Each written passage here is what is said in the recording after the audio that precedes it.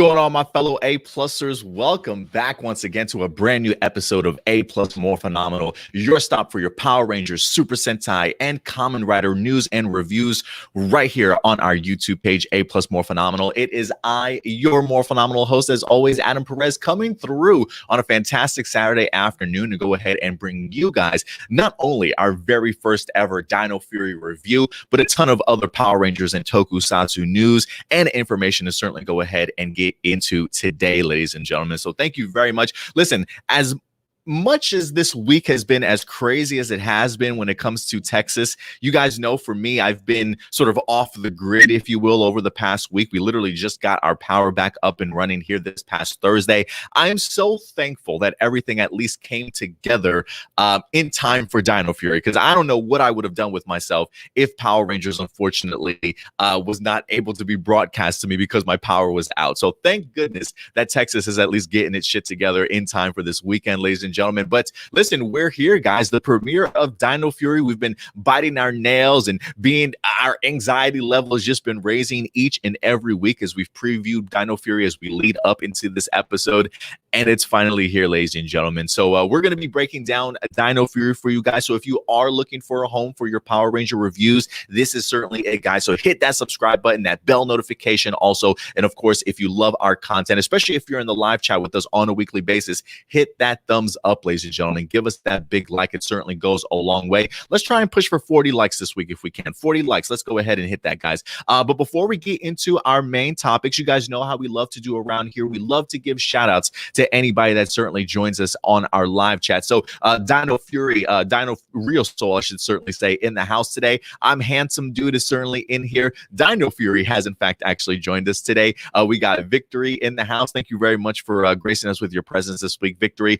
Alexis in the house also. We've got Fire Drake certainly making their presence felt as well. Who else we got? We got Blossom certainly in the house also. Power Rangers in your area certainly coming through. Red is not a flavor is in here today. We got Enrique Perez, maybe another cousin of mine. Hey, Chance. Hey, I feel like the Perezes are combining here for Dino Fury. So let's get something together here. Who else we wind up getting in with us today? We got Jaden in the house also. Skinny Boy certainly coming through. Thank you very much.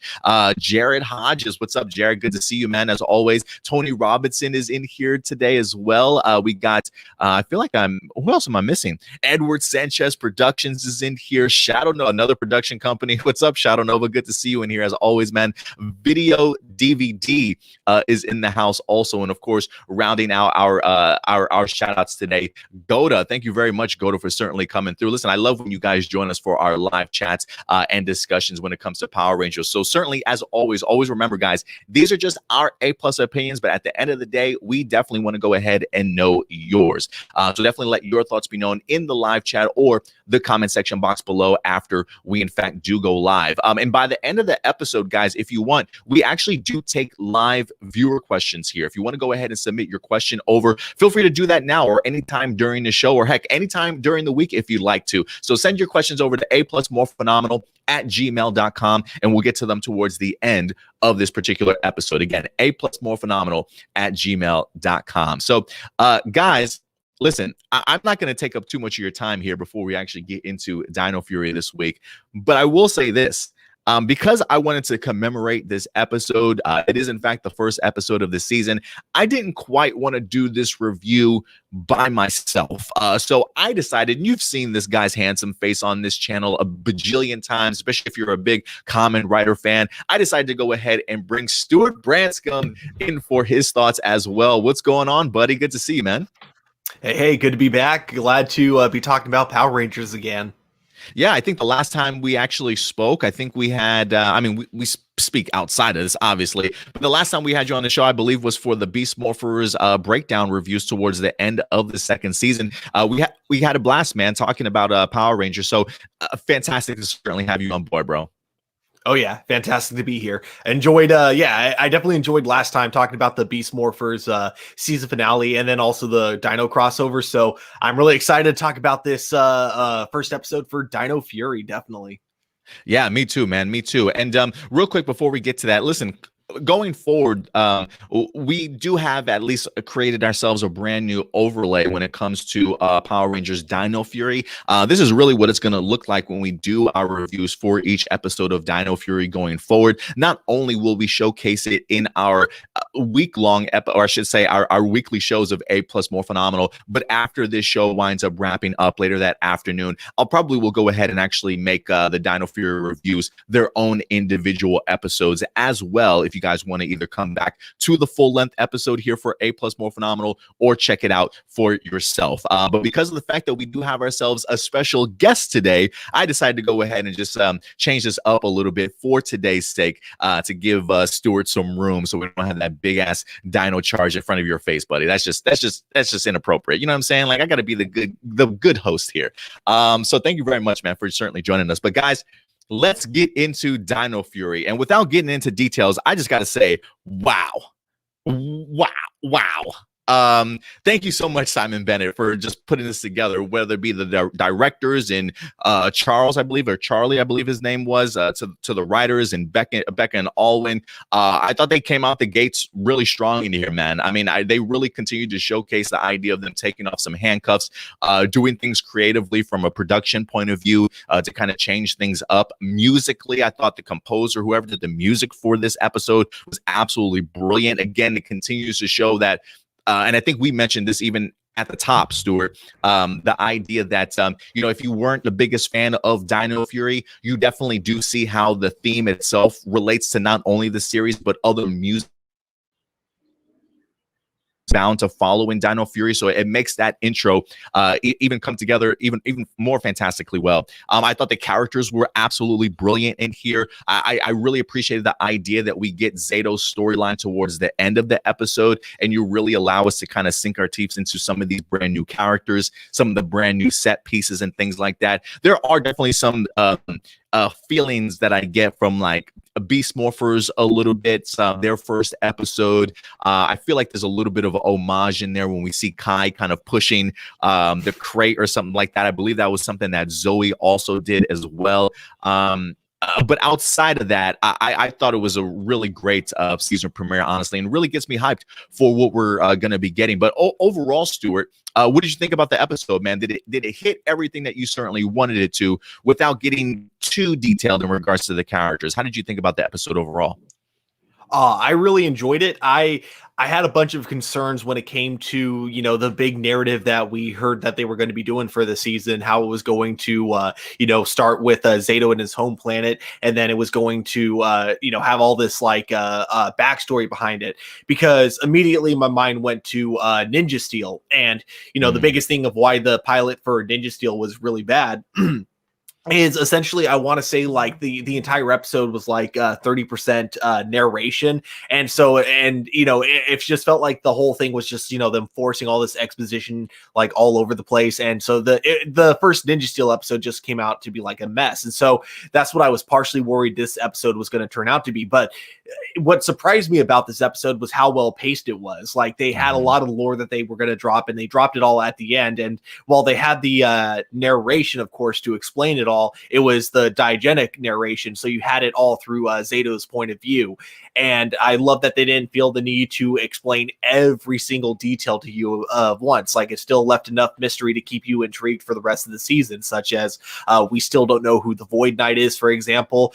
We also see that, Zato recognizes the armor, but we don't really know the history behind the armor. So I love that that doesn't have to get explained right away. Like, they leave a lot of room for a lot of mystery for things that can come throughout later in the season. And then, of course, I absolutely love the characters that we got introduced to in this episode, which I see a lot of people in the live chat currently mentioning that they absolutely love the characters, which I couldn't agree more with. Like, when it comes to Ollie, it's funny because let me start with Amelia first, because Amelia, I love those type of characters. I love, I love paranormal investigators, like, or people who, believe in the paranormal in real life. like for me personally, as someone who does it, you know, I've always had a fascination for it, for urban legends, for actual, like, you know, real events of what people claim were paranormal activities and that kind of stuff. I've always had a huge fascination for it, and I'm always hoping that one day someone will be able to prove me wrong. And that's what I love, is that Amelia is that character where it's like, I feel like if she lived in our world, she could be that character that might one day prove me wrong. And then I love how we get Ollie, who's, you know, in the sense of not believing in that kind of paranormal stuff, you know, similar to me. But whereas like I kind of want to be proven wrong, he's very closed-minded in the sense of he doesn't want to be proven wrong. He has like the mindset of, no, paranormal things are not real. You know, I know that for sure. You're not going to change my mind. That kind of a mindset, which I find, you know, very fascinating about him for sure. And, you know, I think one attention to detail I thought was kind of clever in this episode is that a lot of people were, well, not a lot. Like I only listened to a few reviews of the episode, but I remember two of them claiming that in the episode, there's a line where they try to say aliens aren't real, but that's not the case. I made sure to watch this episode twice so I could like listen to that line specifically. No one in the episode ever claimed that aliens weren't real, which of course would have been really dumb to say if you lived in the Power Rangers universe, to be like, aliens aren't real. You pay attention to the news. So that doesn't happen. They specifically say ghosts aren't real in the episode, which as far as I know, in Power Rangers, we've never seen ghosts in the view of the public eye. So it makes total sense that you would still have people within that universe not believing in ghosts. Like we know that they exist in Power Rangers, but we can totally see how like the general population wouldn't know they exist. So, you know, there are just so many small details like that in this episode that I absolutely really enjoyed. Well, I will say this, and we talked about this at the top before we even went live. I mean, it's funny to me the idea that this guy in Kai clearly knows who the Power Rangers are, has watched the news, knows the idea of Zords and aliens and things like this, but yet he doesn't believe in ghosts. Like, bro, you believe in aliens from another planet? You've seen them come down and destroy cities for like half your life. Like, and you're telling me you don't believe in ghosts though, right? Like, you need to see that to believe it. Okay, bro, whatever. So yeah. Talk about being a true skeptic when it comes to Kai. But I think I'm really going to enjoy that aspect of him this season. You know, I honestly feel as though his experiences as a Power Ranger here is really going to open his eyes to discovering a lot more that's going on in this universe. And I think even he and his mother might have speculated or thought about it in the past, if you will. So I think the idea of him being friends with somebody like Amelia, who is, you know, open to believing in that stuff, who knows, maybe she'll rub off on him a little bit as the season progresses. You know, looking at episode 2 going ahead, one of the descriptions was the idea of Ollie having to learn, you know, the idea of teamwork and all this other stuff. I'm pretty sure there's a ton of different lessons that Ollie certainly is going to have to learn as the season progresses. But I do want to see him grow in his skepticism, if you will, or at least bringing that down a little bit to showcase him being a little bit more open-minded as the season winds up progressing. But yeah, I think for me, the characters definitely won me over. For me, Hunter Deno was the superstar in this episode as Amelia. First off, I immediately love her pink moped along with just her style. Like that blazer just looks great on her. I thought the idea of Buzz Blast very much kind of taken away from BuzzFeed or something like that. Yeah. You definitely get those vibes here. And I love the set design. I honestly love the set design for Buzz Blast. There's really cool something about the direction of the long one shot around the entire sort of area of Buzz Blast, so you can really see how large that set piece actually is for itself. So I think it looks great, man. So set design, music, characters are all there. And you're absolutely right in regards to there's certainly being a mystery involved. I do love the idea of Zato bringing up, you know, where did you steal that armor from, right? So clearly Zato has some connection to this Void Knight armor. Maybe he knew who owned it prior, and we have that mystery as to who has it now. That's probably definitely going to be something that winds up being a mystery throughout this entire season. And I really hope, because of the fact that we did get Zato's his history, or I should say a brief history from Zato. I'm really hoping that we get more flashback sequences as the season winds up progressing, whether that be just flashback sequences or actually a full episode of Zato and his past. I really would love to see a little bit more about it, because I believe I saw some people online mention the idea that, as I believe SImon Bennett wind up mentioning, that Zato's history could probably be its own show at the end of the day, and that's definitely something I personally would want to see. I don't think we'll ever get a spinoff of Zato, but tell me as much as you possibly can about the backstory for Dino Fury, and I'll absolutely love it. Because I mean, even in this episode, Stuart, we get introduced to the Morphing Masters, which I honestly was not expecting to see. You want to talk about SImon Bennett and the writing team really tapping into Power Ranger lore. We saw them do that fantastically well in Beast Morphers, and they're really continuing just that that pacing here when it comes to Dino Fury. What did you think about the appearance of the Morphing Masters? Were you surprised to see them? Very surprised. There was like a part of me that had to be like, wait, I didn't hear that right. But then you kind of see the look as they come out of the portal, and you're like, nope, that is, it doesn't look exactly like it does in the comic books. A lot different in design, but the aesthetic is very similar. The color palette is exactly the same. The costume designs and stuff, there's some very specific differences, but overall, it's definitely supposed to be the same Morphin Masters that we get from the comic books. And I thought it was so cool like that, to have that connective tissue. Because I mean, the only time I've ever seen like connective tissue between the show and the comics before this was Ninja Steel, in the 25th anniversary with Tommy Oliver's son being, the same kid that we see later in I forgot the name of that comic, but the future Tommy comic book. But other than that, Soul of the Dragon. Soul of the Dragon. That's right. Yeah. Other than that, I didn't really expect them to have any like direct links to the comic books, not like this, where I know a lot of people like will say that the comics aren't really canon to the show, and whether or not they're like directly in continuity, they still share that same multiverse. So it is cool that they can still, whether or not they're in the exact same universe, they can still have that connective tissue, and it would still, to me anyways, it always totally makes a lot of sense that you could have these elements play out in both the shows, and then same with the shows into the comic books. Yeah, I was really shocked and surprised to actually even see them pop up in here. For me, I always wonder what the connective tissue is like behind the scenes with writers from the comic books, from the television show to the movies, right? Like, are they ever influenced by one another? Do they ever contact one another and things like that? I don't know if SImon Bennett actually reached out to Boom Studios or spoke to Ryan Parrott or Kyle Higgins or anybody like that in regards to it. But the idea that they wind up bringing the Morphing Masters in here, I thought was pretty brilliant. Honestly, I'm getting to see them bestow the Rafcon Knights with these morphin abilities, if you will, and really seeing them kind of harness that power also. So I'm wondering if this is going to be the last time that we see the Morphing Masters, or if they wind up sort of popping up. It's just funny to me that like the one Power Ranger comic book series that I was not the biggest fan of in Beyond the Grid now has elements from it that are being utilized in the show. So I'm like, damn, do I gotta do a second read through of this comic book series once again?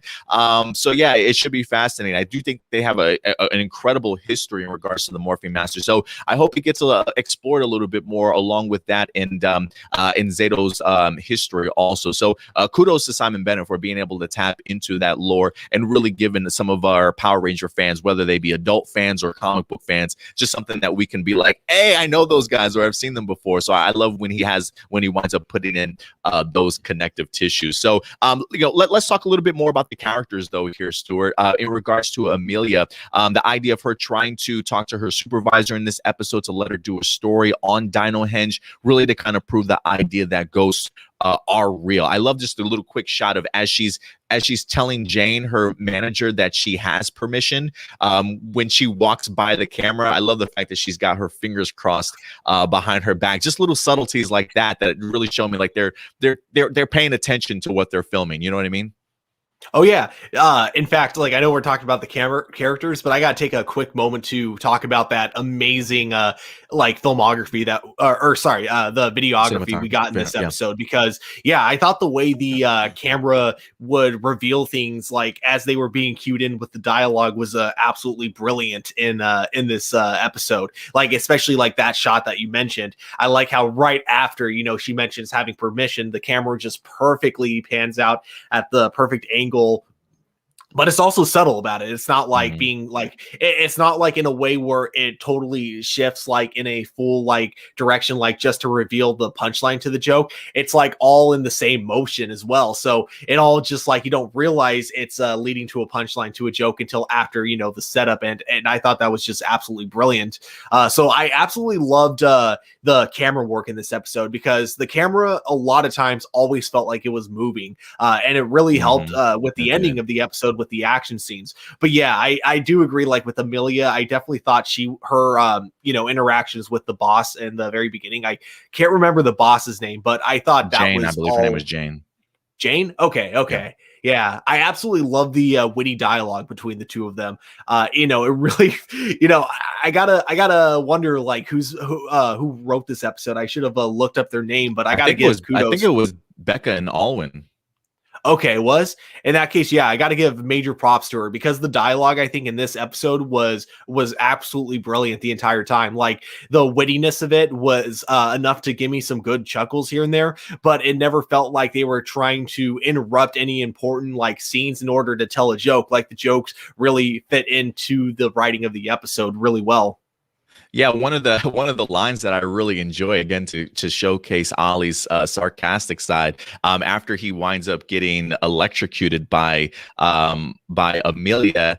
She asks him, like, what are you doing here? He says, oh, well, I read a review that this place was the best place to get zapped. 5 stars is what he says. Like, I thought it was pretty funny. Like, hey, you came across at just a perfect time, man. But I do love just seeing how like the idea of Amelia and Ollie just kind of meeting felt very fluid, you know, the idea of like, hey, I'm just going to meet my mom at this place, and they just happen to bump into each other and just wind up forming a bond that way. I really enjoyed kind of seeing how these two wind up meeting, even getting the opportunity to meet Ollie's mother here and Dr. Akana, who she's actually doing some scans, which winds up revealing the actual chamber underneath Dino Henge also. But I will say this, outside of the great just back and forth between Ollie and Amelia, kind of going back to your point of the dialogue was really on par here. I did love the idea that they wind up getting stopped by Warden Buzzkill, even though that's not his name. It's actually Warden Garcia. I gotta say, I'm kind of curious if Warden Garcia is actually the parent to Izzy and Javi. Because I think isn't it Javier Garcia and Izzy Garcia who are the brothers and sisters? So I am wondering if this warden of the park or of this national park or whatever is actually their parents. What do you think? If that's the case, then probably. I honestly didn't realize that. In fact, I actually kind of thought his name was legit Buzzkill.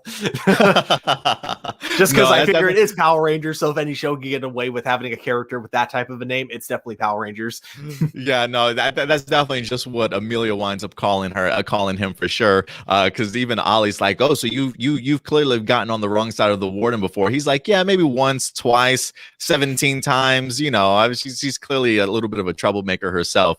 But I really just love, again, the dialogue, the chemistry between these two. And I love the fact that we have not been introduced to the entire squad as of yet. I do like the idea of at least giving us 3 Rangers to truly focus on when you have side characters like Dr. Akana, clearly Zato's cyborg dinosaur friend in Zolan, and things like that. I like the idea of at least having 3 Rangers to focus on so that we can at least get their stories, get acclimated to those characters before you start throwing in additional characters and things like that. Use these first 3 or 4 episodes to really build them up as their own individual characters before bringing other people in. And I think that's a really great way of not only storytelling, but at least getting your viewers to be emotionally connected to these people when you really start diving deeper into these seasons. Yeah, fully agree. Go ahead. Oh, yeah, sorry. Just one quick funny this is just like a pure nitpick. It's not like actually like a real critique of the episode, but I did find it funny that the whole area that they go to was supposed to be, a blocked off area that you had to have a permit for. But then you kind of look at where they're at and you see that there's so many man-made trails around that area. I'm like, are you sure this is either not really blocked off or this warden really sucks at his job? He probably really sucks at his job. It's probably a combination of both. Let's see here. A quick honorable mention does go out to the Void Knight. I believe hold on, let me make sure I have this right. I want to give the man his props for sure. Hopefully I still have this up.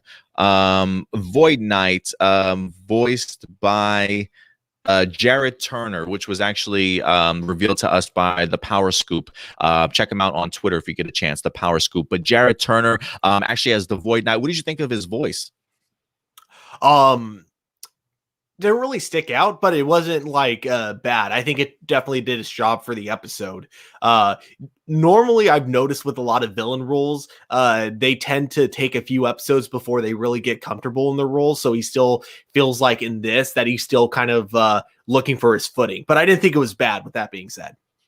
Yeah, usually when it comes to television, they definitely very much do film their episodes in order. So the one thing that I always loved when it comes to TV is really watching the actors and their voice actors just becoming more familiar with their characters, becoming more comfortable not only in their characters but also around everybody else. And I think that's really where you start getting to see those bonds really kind of continue to form between our characters. So yeah, you're absolutely right in regards to. I didn't mind the voice. I think Jared did a pretty good job. It felt a little bit significantly different than maybe some of the other past villains that we've heard of a little bit. I don't know if it's just maybe I don't know if they're putting layers over their voice when they go into ADR or whatever the case may be. But I do love how Jared's voice comes across as the Void Knight. So I'm really fascinated to see his role going forward. And let's talk a little bit about the fight itself. Steve McQuillan goes to go ahead and show off his skills once again, going from the Disney era, bringing it back here to Dino Fury. I thought it was brilliant. One of the critiques that I had when we watched the trailer itself was, man, the lighting is pretty poor. Like the lighting seems relatively dark. But when you come to see the context of the episode, the idea that they are emerging inside this underground chamber that clearly doesn't have full power or hasn't been in full operation in quite some time, it certainly makes sense. But again, it almost adds to a dynamic to this, the way it was filmed and shot that I really enjoyed. And the moment we have Ollie and Amelia both with their sabers in hand, their chroma sabers, I believe they're calling them, that music kicks in, man, and really just starts taking just this scene to a whole completely different level. Like that moment that you see them transform and then Ollie jumps over that first rack of equipment, that guitar or whatever comes in, and I'm like, oh shit, like, and you're just in the thick of it. I love the shot selection. I love the fight sequence. The wire work was brilliant. That split by Amelia, she's like, check it, and then she jumps up into the air. Fantastic stuff, man. Had me on the seat, on the edge of my seat. Steve McQuillan, first episode out. What did you think just about the choreography for the fights? Choreography was really good. I loved the way that it definitely kind of felt like there was a big shift in the fights from when from before they were morphed to like after they were morphed. It was very similar, and I've seen other people making this comparison, very similar to the first Beast Morphers episode. You get the civilian fights with them where they clearly are skilled. They clearly do have a basic understanding in martial arts. However, they're still like, they're still not equipped with the power of a Power Ranger. So you see them using a lot more of their environment to fend off all the henchmen in that whole scene. So, and then once you get them like morphed and turned into Power Rangers, I love how suddenly like they're no longer extra cautious about the way they fight. They're able to go all out with it, and it leads to, again, some really cool choreography. I think if I had like any complaints about it, I would say that I do wish it was out in a more open area because it felt kind of cramped. So therefore, it felt like a lot of shots wouldn't last as long as I wish they would have. Whereas in Beast Morphers opening episode, it felt like the the space that they fought in was so open, and plus because it was only like, you know, a 2-on-2 fight, or sorry, a 3-on-2 fight, it gave the actors a lot more room and flexibility to do a lot more things. With here, it felt like they were a little bit more limited, unfortunately. But with that said, with what they had going with it, with the space that they utilized it very well. With all the extras they had to choreograph, they had to teach the fight scenes too. I think they did an amazing job with that as well. So with all that being said, it was still a really incredible fight scene for sure, and a great way to open up this to really a great way to show us what we can look forward to going forward. Yeah, first episode, you definitely got to make an impression, and they certainly did right out of the gate with this battle for sure. Yeah, we definitely had a lot of the hedgemen. I think they're calling them hengemen. I believe Stonehenge. Yeah, I think that's what they're going off of, like Dino Henge, henchmen. They definitely had a lot of henchmen in that command center. So yeah, definitely not a lot of room to work with. But what they were able to do, I absolutely loved it. The Kai grabbing the pole and releasing it and smacking the two guys, I thought that was pretty neat. Also, accompanied with the music, I thought was brilliant, honestly. And you're right, they definitely did have a background. I believe Kai said he had 3 years of karate, a couple more years of fencing. Also, I believe Amelia also mentioned that I have to say Kai. Ali had 3 years of karate. I believe Amelia also said she had some karate under her belt as well.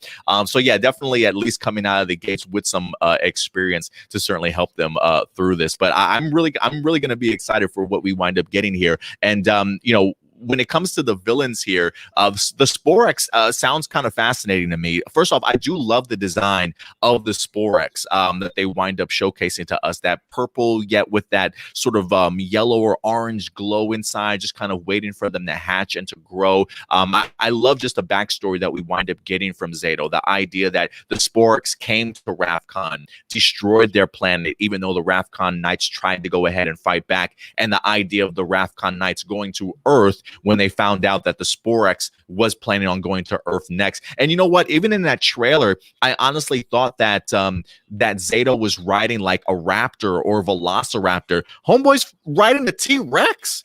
Of all things, a T-freaking Rex.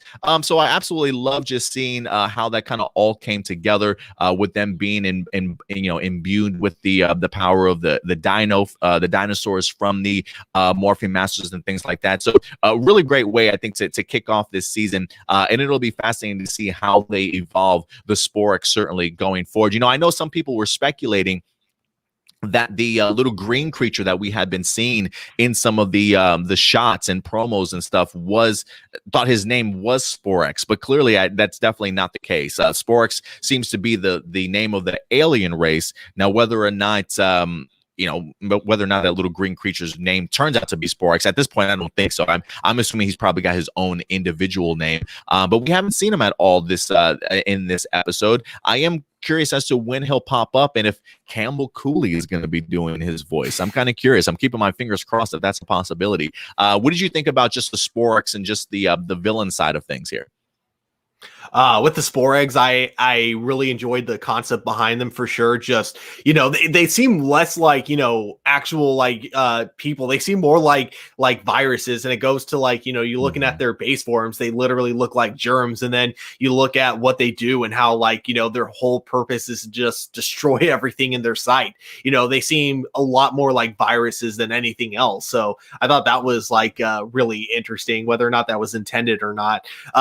But it also totally makes sense. Like, if my assumption is that when we get more into the Void Knight, we're going to be introduced to his henchmen, which will probably be separate from the Sporags, and the henchman will be that mushroom guy that we see. And then I don't remember the other guy because they actually gave a name to him, but the one who kind of looks like a tower, but like a monster tower. Oh, Boom Tower. Boom Tower, yeah. So I do believe those two characters are going to be like henchmen to the Void Knight, but they're not going to be, Sporak specifically.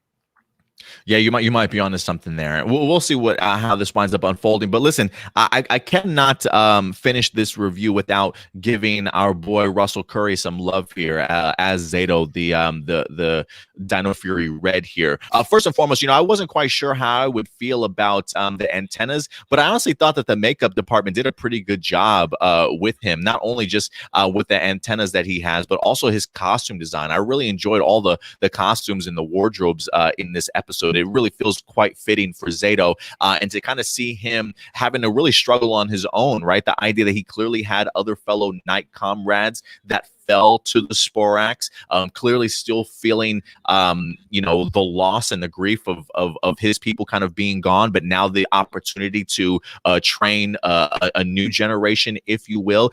You can definitely feel that Zato is certainly carrying around a lot of what certainly happened in the past, especially when he realizes that he's woken up from his stasis 65 million years later, right? There's a lot of time that's passed and a lot of people that you've certainly lost. So there is definitely a great way that Russell projects the idea of his knighthood and the idea of his leadership, but also still being able to see that there is a part of Zato that certainly is sad that he's been gone for so long and has missed some of his comrades also. So what did you think about Russell Curry's performance here in the very first episode? I absolutely loved it. He seems like definitely the type of character where he definitely has a lot more emotions that he refuses to show, but it's not because he doesn't have those emotions. It's because, he tries to look strong around other people. But, you can tell like in his moments alone, that's when you might see him a little more vulnerable for sure. I also really like going back to the design of him. It's really funny with the antennas on his head. I kept thinking the entire time, man, if his skin was green, he would look like a Namekian from Dragon Ball Z. Totally. But Totally. yeah, no, I definitely love his design, and I absolutely love the costume design for him as well. Like both, when you see him unmorphed, and then also in the flashback when you see him fighting alongside all the other knights. I absolutely loved it. And I'm just saying, man, Hasbro, I want a toy of him riding that dinosaur because that looks so cool. And for real, I really, really do, man. I love the way that they edited that shot too. But yeah, his costume, just the helmet when he puts the face mask down, I thought it was brilliant looking, man. They did a really good job when it comes to just a lot of the design work for the costumes and the wardrobe in here. But yeah, give me more Zato, man. I loved his superhero entrance as he comes out and he's got the fog that's still behind him and he charges out. It was like that superhero landing too. It was a really great way to kind of make your appearance, especially as the leader of the Power Rangers. I mean, that's how I expect you to certainly show up to a fight, and Zato definitely did. But overall, man, listen, I got to give praise to SImon Bennett. I feel like this season is going to feel significantly different. The fact that we have brand new directors that are going to be coming in will definitely give us some brand new visions for how we're going to be looking at Power Rangers going forward.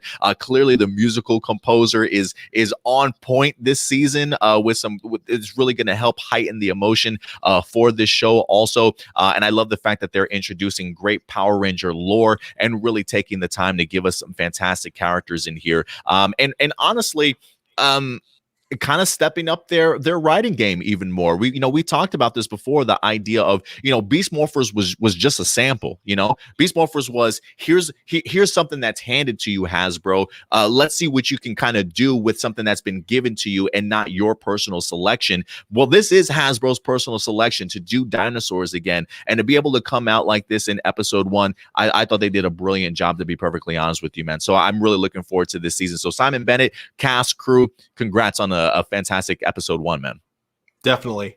Going back to Zato's character really quick. Another thing that I saw like someone bring up in the comment section, and I really hope that we definitely get some of this, is how Zato is going to be acting like out in public, because I really do hope that we get some really good fish out of water gags with him for sure.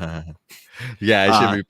I'll be also interested to see how he hides his antennas. I'm curious. I'm assuming if anything, it's probably just some sort of technology to kind of maybe cover it up for him or whatever the case may be.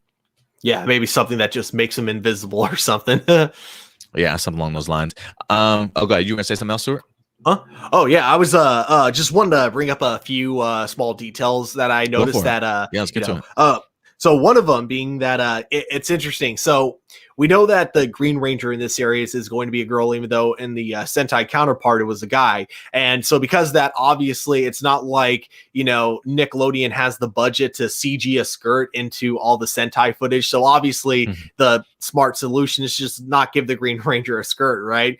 But one thing I thought was funny is that in the flashback, we actually do see the original Green Ranger does actually have a skirt in the flashback. So I am kind of wondering if this will lead to maybe a joke later on where, you know, maybe the Green Ranger herself just decides to take the skirt off because she's like, I'm wearing pants anyway. It's like, what is the practical use for this? And so I'm wondering if she just like makes that change to the costume herself, because I think that could be pretty funny. That would be pretty funny. I think that would be really on the nose too. I love that. I didn't even notice that. I'll have to go back and check that out. But I mean, yeah, if it naturally comes with the skirt, because in the past it came with a skirt, I think that would be really telling and a great a stance that she takes. Like, skirt, who needs this damn thing? And takes. I would love that. I would love that. Oh yeah, I think that'd be hilarious. And then the other thing, so I'm not sure if this was just me, because it was really hard for me to get like a good visual of it, but all the flashbacks that we see with the knights and the swords that they're using, is it just me, or did those swords look very similar to the swords that the sword that the Magna Defender used in Power Rangers Lost Galaxy? Just something about that design, I couldn't get a clear enough visual of it, but it to me, it reminded me of the Magna Defender, and kind of seeing how SImon Bennett is aware that there's like the older fan base out there, and he said that this season would probably have some connections to other seasons. It does kind of make me cross my fingers that maybe we might get like a couple of references here or there. Possibly. You know, when I looked at the swords, I always was under the impression that those were the same swords that they used in Real Soldier, but for the actual mentors, the actual masters themselves, to the Real Soldier group. So I don't know. We'll definitely have to see. I can't remember. Let me see. Do I have this photo? Let me see if I have this photo in my old memory banks here on my computer, because I thought I had a photo of the cast and crew from Real Soldier, like with them and their mentors. Let me see if I can find this photo for you, Stuart, and then you tell me if this is the same sword or not. I don't even know if I have the picture in here now that I think about it, but I thought I did. I do not want to revisit. Oh, here we go. I do not want to revisit Real Soldier, by the way.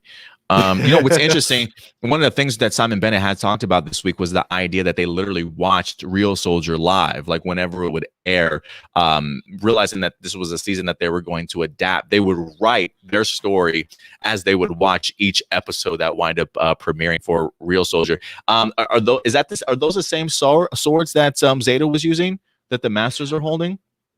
I don't think so, but they might be. To me, they look different, but I definitely need to rewatch. I'll have to rewatch that scene later on so I can get like a better visual of what the swords look like. Speaking of swords, the Dino Dagger is introduced in here, and I wasn't sure if this was going to be a weapon that only Javi used, because in the promotional material we do see Javi is the one that's actually holding it, but the fact that they can literally turn their Chroma Saber into an actual dagger itself, I thought was pretty cool. I honestly would rather it be sort of a side weapon, like an additional weapon to what they already have. But regardless, I love the fact that it's a unique weapon, because they've never used it before in Real Soldier at all. I wasn't expecting to see it in this episode. Were you, though? No, I didn't think we'd get it this early, but I actually love the use for it, using it as a throwing, essentially using it as a throwing knife. I thought that was really cool. Yeah, no, I definitely agree with you there. Let's see here. You want to move over to some comments real quick with me? We won't go through everything. You want to spend a couple of minutes on comments, though? Oh, yeah, totally. All right, cool. Let's see what we have here. Red said the side characters aren't too goofy, which I appreciate that. Yeah, they are. I mean, Dr. Arcana seems like she's going to be a nice little fit here as Ollie's mom. Warden, Buzzkill himself, Jane. They all seem like they're going to be. You also said that Jane reminds you of Cat Grant. Is that what you said? Yeah, exactly. Yeah, I definitely get that vibe a little bit too. Let's see here. Dino Real Soul says it would be cool if Gold Ranger was in fact Void Knight. The voice of Void Knight kind of sounds What kind of sounds black? How did somebody's voice sounds black? Come on, Dino. Let's be real here, man. Let's see here. Captain says Morphine Masters. Another person is certainly thrilled to certainly see the Morphine Masters brought in, and that's what I love. The fact that SImon Bennett, even though that they are technically writing the show for 4 to 6 year olds, they're definitely not afraid to go ahead and tap into some of the lore of Power Rangers and really bring that to the forefront for some of the older audience.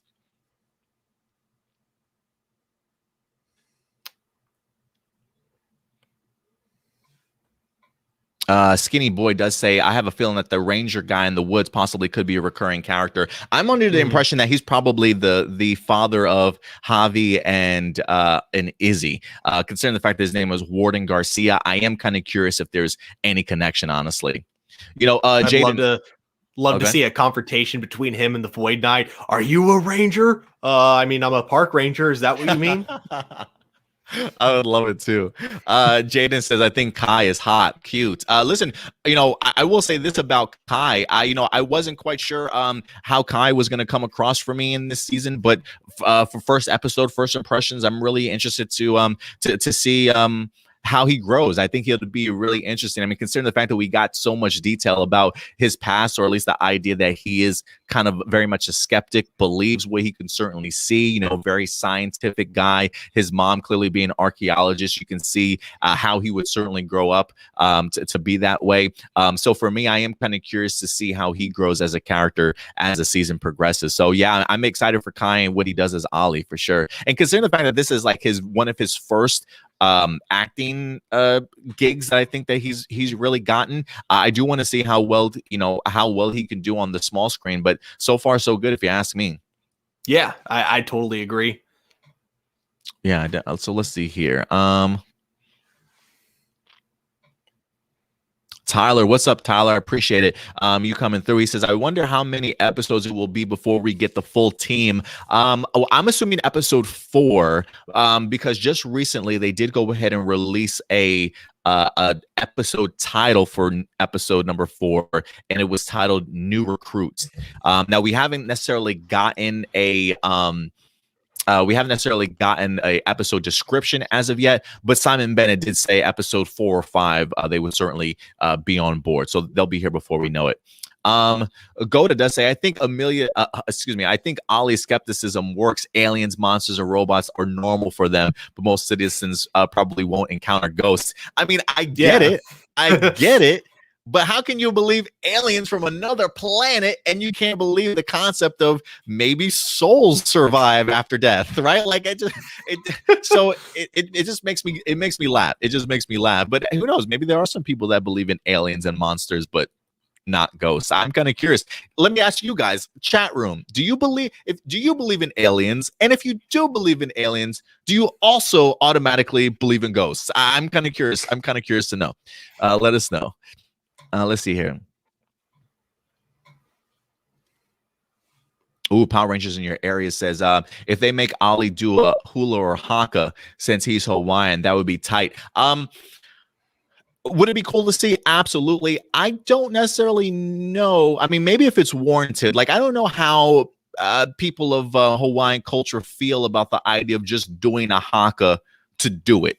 You know what I mean? I feel like they probably only do it if it's truly meant for a purpose. Like if you say, hey man, do your haka, I don't think they're just gonna be, you know what I'm saying? Like I don't know if that's considered disrespectful to them, or if that's just not part of their culture, if they have to do it because it's meaningful and something warrants it. But I don't know. What do you think, Stuart? Are you familiar with that, how that works?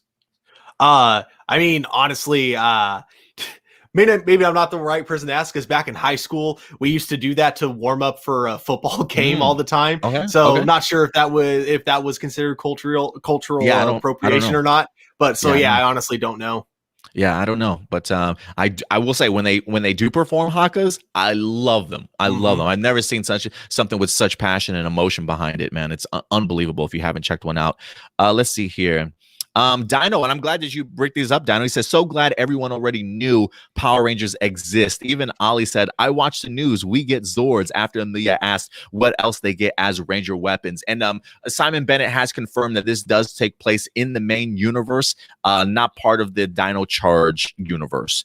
So he has already kind of mentioned that, which I'm thrilled at, because for me, I love the idea of new Power Rangers, not necessarily, maybe if they don't necessarily understand the full lore, at least realizing that there were Power Rangers in the past. So we really don't have to do that too much of a catch up, if you will. What's a Power Ranger? Well, let me explain this to you. Millions of years, like, guys, can we just, we get it. Like, so I'm glad that they went that route for sure. How do you like that idea? Do you like when your Rangers know the Power Rangers in the past? Oh yeah, definitely. It helps save like a huge bunch of exposition, and not to mention it just to me, I just love continuity. So I love it when everything flows together. It doesn't necessarily have to be a direct sequel to anything. It can still stand on its own, but I still want to, know that that legacy is still out there, and these are the type of legacies that our new characters are having to live up to. So yeah, no, that always makes me happy. And it's definitely a lot better than when ironically enough, the two seasons that do this are both the Ninja seasons, because you got Ninja Steel and Ninja Storm, both of which have that line of "What's a Power Ranger?" and then, or sorry, in Ninja Storm it was Power Rangers aren't real, but then when you come to find out later that they do take place in the main universe, you're like, wait, what? How would you not know that they exist? So I'm glad they're paying attention to that for sure.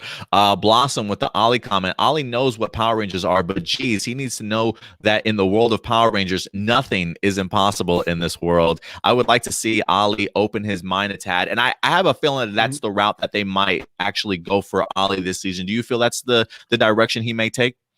I feel like that's going to be Ollie and Amelia like learning from each other. Like Amelia is probably going to have to learn that just because something, strange happens, that doesn't mean it can't be explained through something logical. Because as much as I love paranormal investigations, there are times where it can, not that it is, but it can be very damaging too, debunked, and it can be bad if we look for the supernatural aspect of it and we don't look at the logical point. It can be anyways. So, and then same goes with Ollie's point of view too, is if he just completely is so close-minded on the idea that the supernatural can't that the supernatural can't be real in a world like Power Rangers, that can also be very damaging too. So I can see the two of them helping each other in that sense for sure. Yeah, I absolutely agree. I'm glad you brought up that side for Amelia here. Maybe we will see her growth in that idea that some things can be debunked. It's not always supernatural or paranormal.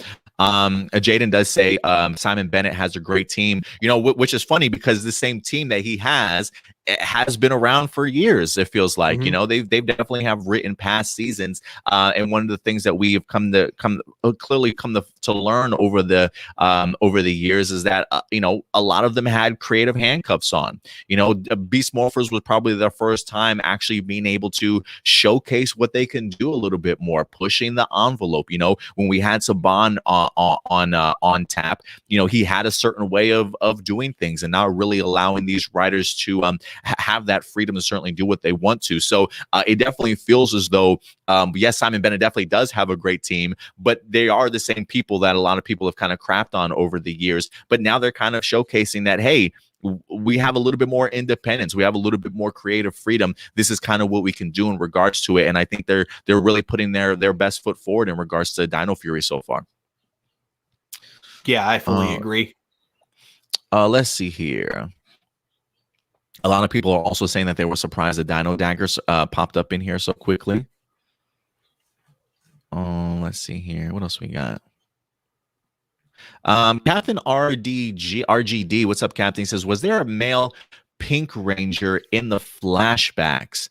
I don't believe so. The only reason why I say I don't believe so is because I think when we look at this, I feel like, yeah, see the pink and the green Morphe Masters both have skirts on. So I feel like that probably just means that the pink and green Ranger would have had a skirt also. So I'm assuming that probably were females.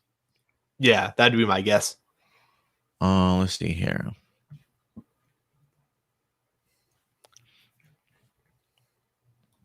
Here you go. I am handsome, dude. He said, "Who noticed the ancient Rangers? The Green Ranger had a skirt on." He caught it also. Yeah, so like I said, it definitely brings me to my theory that the idea of her not wearing a skirt is going to be a choice of the character, like when she first gets introduced to the costume. Yes, and we have some people clarifying Morphin Masters were at least brought up in Mighty Morphin Power Rangers. Yes, they certainly were. It's been a minute. It's not something that I don't feel like we hear very often at all.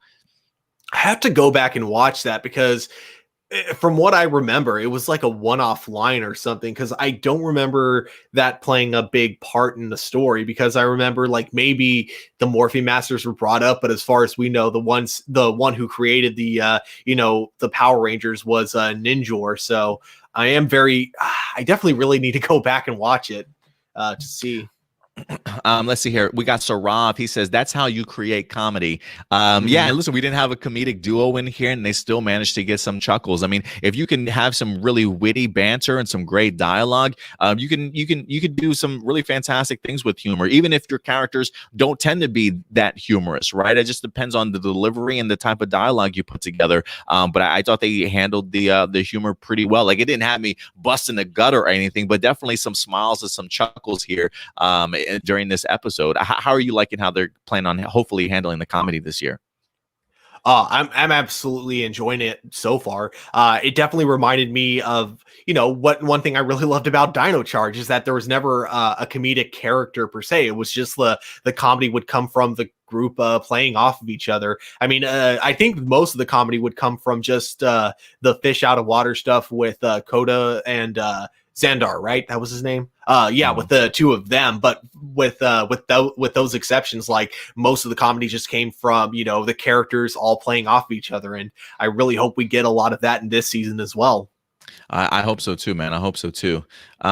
Let's see here. Dino says we now have another mom in this series after Commander Shaw and Beast Morphers. Neo Saban era kept giving us deadbeat fathers. I do love the fact that we are being introduced to more family members here this season. I don't, whether or not we are introduced to as many as we were in Beast Morphers or not. I do love the fact that we're at least seeing parents in here. Dr. Arcana, who is Ollie's mom, maybe Warden Garcia is in fact the father to Izzy and Javi. We'll definitely see. But I do love what they're doing there as well. And I will say this also, Stuart, one of the things that I'm fascinated with, the fact that we're escaping the high school trope here, the idea that we are seeing sort of young adults in their careers, if you will. And that type of stuff really does fascinate me. Yeah, I actually was going to bring that up, but I completely forgot. Yeah, because we kind of got that in Beast Morphers, except for like there were times where not only were the actors seemingly younger than the actors we get here, but there are also like just kind of times for the dialogue where you're kind of like, okay, these guys are supposed to be like right out of high school, but then you have them talking to each other like they're still like kind of middle school people. So it was really weird in that sense. But here it feels like they're actually like acting, like adults, like, or really young adults, like just getting their career started. And, I think it helps with that the actors look a little bit older than the actors from Beast Morphers. Yeah, I definitely agree for sure. I kind of like the idea of a little bit older Rangers, honestly. Also, to correct myself, it wasn't Xandar. Sorry, it was Ivan. It was the Knights of Xandar, if I remember correctly. Yeah, that's correct. Yes, sir.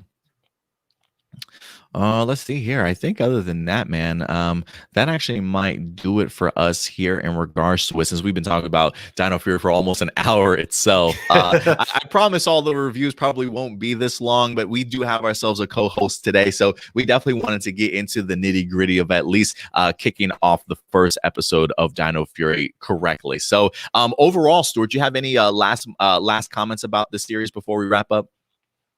This was definitely a really solid opening episode. I have a lot of hopes for the series. I definitely feel like SImon Bennett really has a passion for this, and I feel like we're really going to see this play out later on. So I am super hyped to see where they go from here.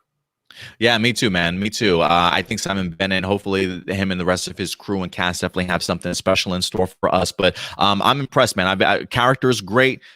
First story out the gate, pretty fantastic. Action, unbelievable. Music fit absolutely perfectly. Talk about driving somebody's emotions, and I'm really fascinated to see what our characters wind up getting into and how they develop over the rest of the season. But episode 1, guys, in the books for our brand new Dino Fury season.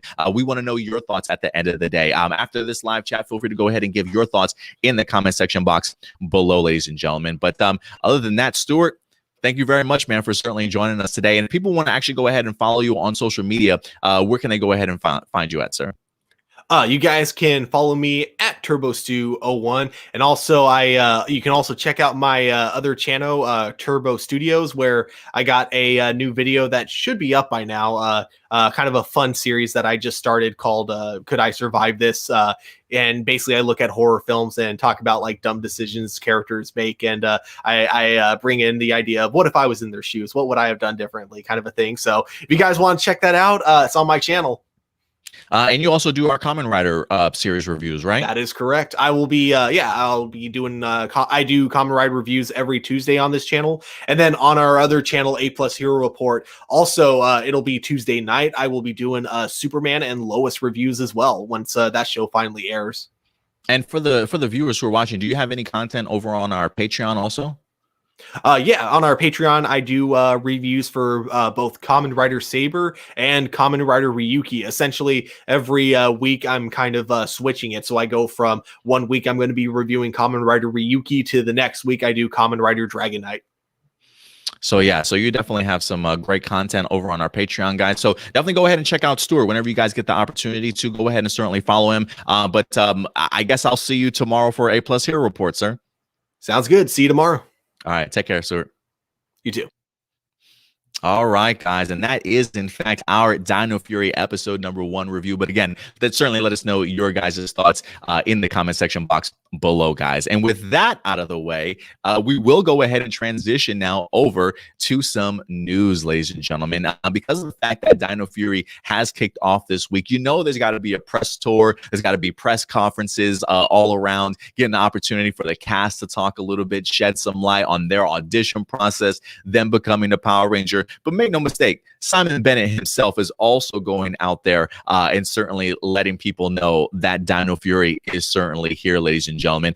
He actually did quite a few interviews this week. One that I saw, comicbook.com. There was another one over at cnet.com. And one that really kind of jumped out to me here was, in fact, the Sci-Fi Wire one, where he kind of gives us a little bit more insight into really putting together Dino Fury this season. And I got to say, one of the things that continues to impress me about SImon Bennett is that just from watching and reading these interviews, one of the things that I feel is that SImon Bennett truly listens to the fans, or listens to some of the critics or the critiques from some of his past seasons, if you will, and it is really trying to do his part in not only allowing this to be a show for kids, but also trying to reach out to the adult audiences and really kind of give a really fantastic balance. So there are some aspects to SImon Bennett's thinking that I think gets really showcased fantastically well in some of these interviews that I just want to kind of highlight for you guys to really get a sense of where SImon Bennett is really coming from when it comes to putting together Dino Fury, ladies and gentlemen. So let's go ahead and start diving into some of this this article here. Again, this is from Sci-Fi Wire. We'll just go right into some of the questions here. So it does say, it says, let's talk a little bit about the process through which you and your team create this show, which is pretty unconventional.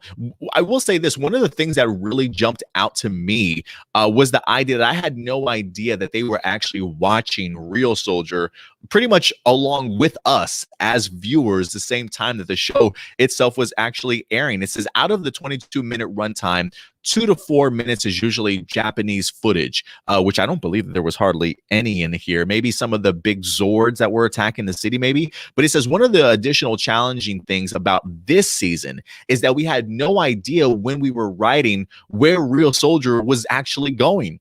We were writing as it was still airing. So every week, the writers and I would sit down and watch an episode and try and work out what we could use, how it would fit into our overall intended story arcs. I just found that absolutely really interesting, because I, considering the fact that I feel like for the most part you're so used to the idea of them having these seasons sort of just ready to go for them to sit down and binge and look through. But considering the fact that they have kind of now jumped over several seasons and them having to be a little bit more caught up with what is in fact current, it makes a lot of sense that they unfortunately had to watch Real Soldier at the same exact time as everybody else. So I did find that pretty fascinating in its own right. And in the another article does say, he does go on to say, says, when you are writing at the same time as you were viewing the footage, there is a certain edge of the seat factor, because you don't know what's around the corner.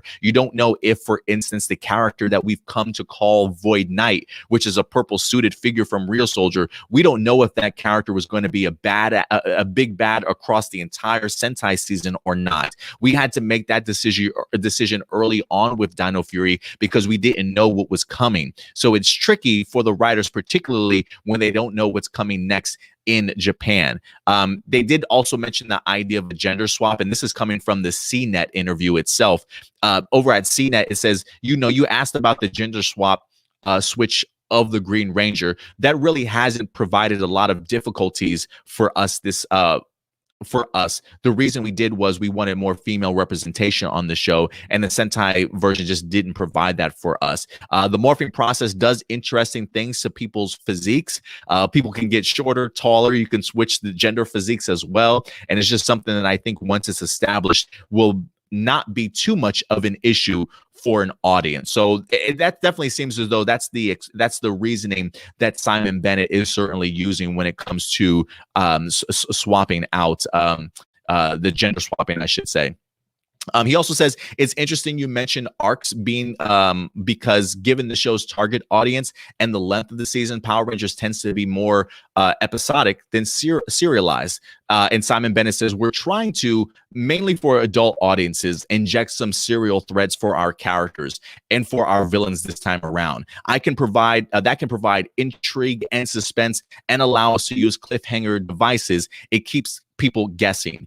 If every episode wraps up to the story tidily, there's not much telling about what's going to happen next. With Dino Fury, we've deliberately worked to inject more of that this season, and you can kind of honestly really feel that just right off the bat. Honestly, one of the things that I loved about especially the second half of Beast Morphers is you can tell that the way that they were telling their stories, they were building up to something, right? Continuing to keep that mystery and suspense building to the very next episode, if you will. And so I am kind of hoping that they keep that trajectory and they keep that same mindset, because from what I've seen so far in the first episode of Dino Fury, there definitely is still a lot of mystery. Like, yes, they did certainly wrap it up, but there's certainly a lot more to certainly dive into, and I think we'll definitely get more open-ended endings as the season winds up progressing. So I thought that was pretty neat also.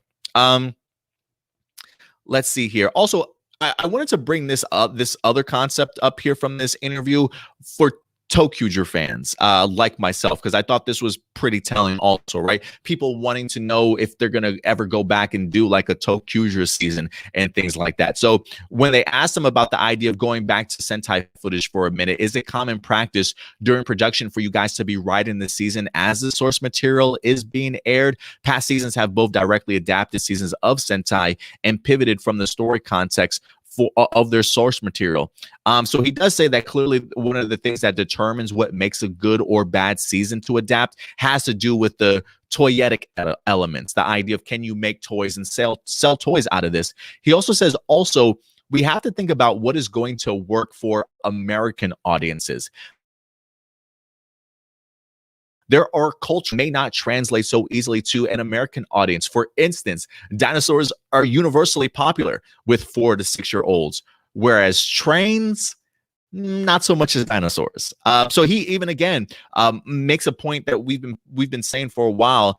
As much as I would love ToQger, the concept and the idea of selling trains as your toys, Thomas the Train, pretty successful maybe back in the day, but as far as carrying a franchise and allowing it to sell a ton of toys and be popular in that realm, probably not so much. So I do love the fact here that they at least recognize that aspect of things. And then they go on to definitely talk a little bit about the idea of the comedic duo, how they're trying to maybe get away with it a little bit, that it was probably one of Saban's tropes or one of his rules and things like that. So really telling stuff, guys. So if you want to really get into the nitty gritty when it comes to SImon Bennett and what he has in store for Beast Morphers, do yourselves a favor, guys. Check out this interview from Sci-Fi Wire with SImon Bennett, and there's another one by CNET.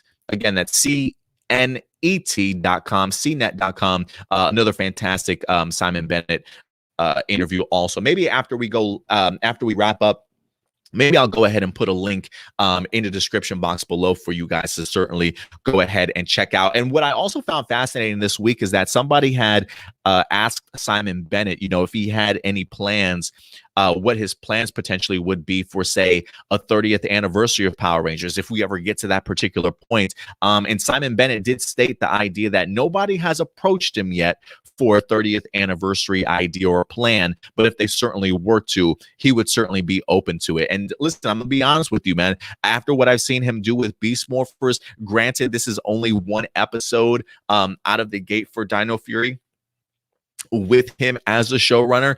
So if he continues brilliant work and bringing in great directors and writers to do the show, I may be up to want to see what SImon Bennett could potentially do for a 30th anniversary season if we eventually get to that particular point in time. But we'll definitely have to wait and see. I've been impressed, man. I've been impressed. I think the interviews, the press tours that they've certainly done all week have been really insightful, and I would really recommend you guys certainly go ahead and check it out. Again, just to see what SImon Bennett's mindset is, especially when it goes into creating a season like Dino Fury, and will really give you guys a better understanding as to what you can expect from this season, definitely going forward. So I love what we've seen so far, man. Them truly taking their time to build these characters, not giving us all these characters all at once, giving us comedic factor in different ways, being a little bit more maybe serialized with this season. They are definitely taking a ton of changes in regards to their production for this show that I think is really going to benefit it in the long run. So hopefully we can attract even more eyes to Dino Fury than Power Rangers certainly has in the past. But listen, guys, at the end of the day, though, I definitely want to go ahead and know your thoughts in regards to this. Do you hear some of SImon Bennett's thoughts? How do you feel about it? One of the things that I will say, he did come out and mention, I want to say a couple months back in an interview, the idea that they are writing or doing this show for 4 to 6 year olds. And while I certainly have came on here and said, look, I'm not trying to give SImon Bennett any crap, but you can still have a show that's 4 to 6 year olds, but still push the envelope a little bit more. And so I am glad to see that SImon Bennett is very much aware of that, that they are, while they are still trying to clearly make a kid-friendly show for 4 to 6 year olds, that it's okay to push the creativity. It's okay to push the dialogue a little bit. The treat kids smarter than their 4 to 6 year old grade that you're age that you're kind of putting them at, and the kids will come along. They definitely will pick up on certain things. And so hopefully we get that fantastic dynamic here in Dino Fury, certainly going forward. But again, guys, I want to know your thoughts in regards to some of SImon Bennett's words here this week. Guys, you know what? That's probably going to do it for the Dino Fury side of things, but I do want to talk a little bit about Power Rangers in general here, especially when it comes to the animation side of things. Now, some of the CEOs from Hasbro has let us know when it comes to revamping and reimagining this Power Ranger franchise. They have plans from Jonathan Entwistle that's going to not only be a movie, but also a more adult-themed television show, but also the idea of animation is going to be getting its shine at some particular point in time. So I wanted to highlight that concept a little bit here because I did come across a fan animation that somebody wound up putting together this week on Twitter that I wanted to highlight. I don't really highlight too much fan art or fan films as much as I feel like I used to back in the past. But maybe I should kind of start giving some praise out to some fantastic artists out there in general. And this just kind of came across to me because I'm a big believer and Power Ranger animation. Over the past several years, I feel like a ton of these great streaming services, especially Netflix, have really kind of pushed forward in some great animation, whether they be CGI, whether they be anime inspired, whatever the case may be. There have been some really great animation that's come out over the years. And if there's any franchise that I feel would work perfectly when it comes to animation, I think it's lined up perfectly for Power Rangers. Not only can you take influences from the Boom Studio comics, but you can really get into the nitty gritty of just some fantastic animation and doing things that you can't necessarily do in live action form. So I wanted to highlight this because this looked like this was like an opening sequence or something like that. But this is a little PR fan animation here to Dom Estefan, or at least maybe it's Estefani. I think it's Estefan, maybe Dom Estefan. Go ahead and check him out over on Twitter if you get a chance. But he did this Teenagers with Attitude MMPR animated series, a what if project for those Rainbow Warriors, the Power Rangers. Been encouraged to post this here as well. So Dom Estefan wound up putting this together himself. If you want to go ahead and check him out on Twitter, please do yourselves a favor. Go ahead and follow this guy. He's got some fantastic artwork that's definitely up there. But let's show you firsthand what Dom is certainly up to when it comes to his Power Rangers. So I wanted to go ahead and share this. Hopefully he doesn't mind. Again, I'm definitely not taking credit for this. I definitely did not post this at all. So it's certainly not my work. But again, definitely go ahead and check him out. Again, that's Dom Estefan, at Dom Estefan. You can go ahead and follow him if you'd like to. But let's go ahead and check this out, ladies and gentlemen.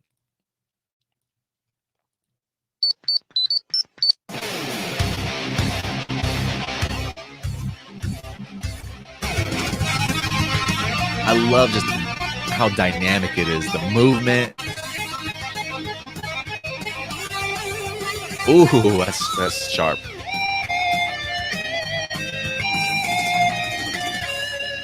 Ooh, look at that Zord. That Zord looks so good. Yo, Dom Estefan, fantastic stuff, man. I will say this. I get strong Thundercat vibes from this beginning when they shoot through and you see all of them following. I get strong Thundercat vibes from that moment. And then Voltron at the very end. But I love the art style. I don't mind art style that's a little bit over the top, right? Like the proportions don't necessarily have to be the same.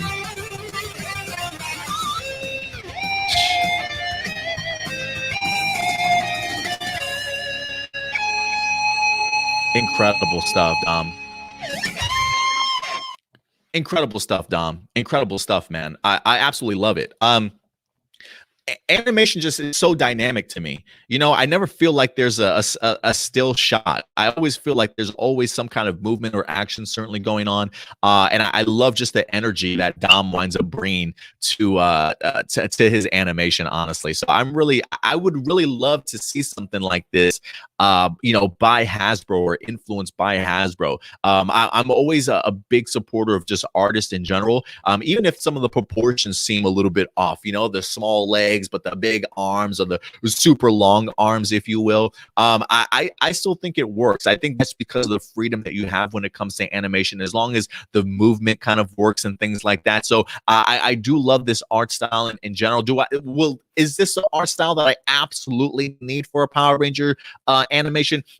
Absolutely not, but I do love Dom's style for sure. And again, it just continues to showcase the things that you can do in animation that you really just can't do when it comes to live action. So it's always been one of those things when people have mentioned the idea that they can do without a Power Ranger animated series, or they don't think an animated series for Power Ranger would certainly work.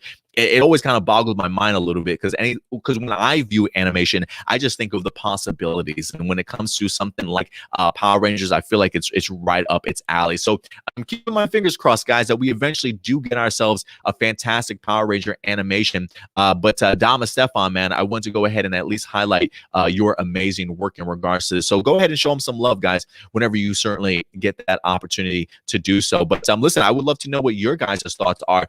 Listen, I know in the past, the idea of doing animation was probably nearly non-existent, right? Like I've heard tales from people all the time saying, Toei wouldn't allow Saban to do animation or something holds up Power Rangers from ever being able to get to that particular point in time. But for me, I think that the time is now, if anything. If Hasbro certainly wants to go ahead and pull the trigger on it, I'm pretty sure that they can. Like for me, I don't think you announce the idea of Power Rangers going animation if you don't already have plans or things that you have working on behind the scenes, if you will. So if Dama Stefan's fan animation is any example, I think Power Ranger animation is going to be in great hands, certainly going forward. So again, go ahead and check out Dama Stefan over on Twitter whenever you guys get the opportunity. I kind of like highlighting fan art and stuff. I feel like people kind of appreciate the idea of having their pieces and things like that shown to the world or being made available, as long as they're getting the credit for it, right? So definitely go ahead and showcase some love to Dom whenever you get the chance. But guys, you know what? We're going to continue to move on here with some more Power Ranger news. This time we're going to be tackling an older Power Ranger that we saw from, a 2017 movie by the name of Power Rangers. And that is, in fact, Mr. Ludi Lin himself. Guys, this has been the week for Ludi Lin. I don't know if you're aware. This has been Ludi Lin's week. Outside of Dino Fury weekend for sure. But this guy is not only going to be playing Liu Kang, which if you have in Mortal Kombat, which if you have not checked out the Mortal Kombat trailer, do yourselves a favor and check it out. I don't know how big of a role or pivotal of a role Ludi Lin is certainly going to be playing in the Mortal Kombat movie, but he's definitely highlighted in the trailer at least once or twice. So I am really fascinated to see to see him in it. And we will be talking more about the Mortal Kombat movie trailer this this upcoming Sunday, tomorrow, on A+ Hero Report, our other YouTube channel. We will be going live Sunday at noon to talk about it a little bit. But Ludi Lin had the Mortal Kombat trailer drop as of earlier this week. It might have been Monday or Tuesday, I believe. But this week also, Deadline is reporting that Ludi Lin is now joining a brand new CW show also. I mean, talk about the idea of opportunities continuing to open up for you guys, for some of these Power Ranger actors left and right here. And Ludi Lin just continues to shine at the end of the day. So let's go ahead and just learn a little bit more about what Ludi Lin is certainly up to these days. So let's go ahead and bring this up here. This actually comes to us from Deadline.com, letting us know that he joins the Kung Fu reboot. Now, I think the Kung Fu series was actually a series that might have been a little bit before my time personally. I can't remember who actually aired in the original, but I'm glad to see that he's going to be a part of the remake itself. It says here, Ludi Lin is set to join the CW's forthcoming reboot of the classic series Kung Fu. Christina Kim and Robert Behrens serve as executive producers of the new iteration of Kung Fu, which follows Nikki, who is in the middle of a quarter-life crisis. A quarter-life crisis? This causes her to drop out of college and go on a life-changing journey to an isolated monastery in China. But when she returns to San Francisco, she finds her hometown is overrun with crime and corruption, and her own parents are at the mercy of a powerful triad. Now, where Ludi Lin comes into play, it says Lin is set to play the character of Kerwin, an heir to the billionaire Tan family fortune. He is described as a dashing, handsome, physically fit, and impossibly charismatic. He puts on a suave playboy act to the world, but is driven by a deep hurt and empathy. Towards his father. An erotically charged partnership with Jilin will provide Kerwin with just the path to revenge and vindication he has been waiting for. It also says that he is starring as Liu Kang in Mortal Kombat, which is set to drop, I believe, in April.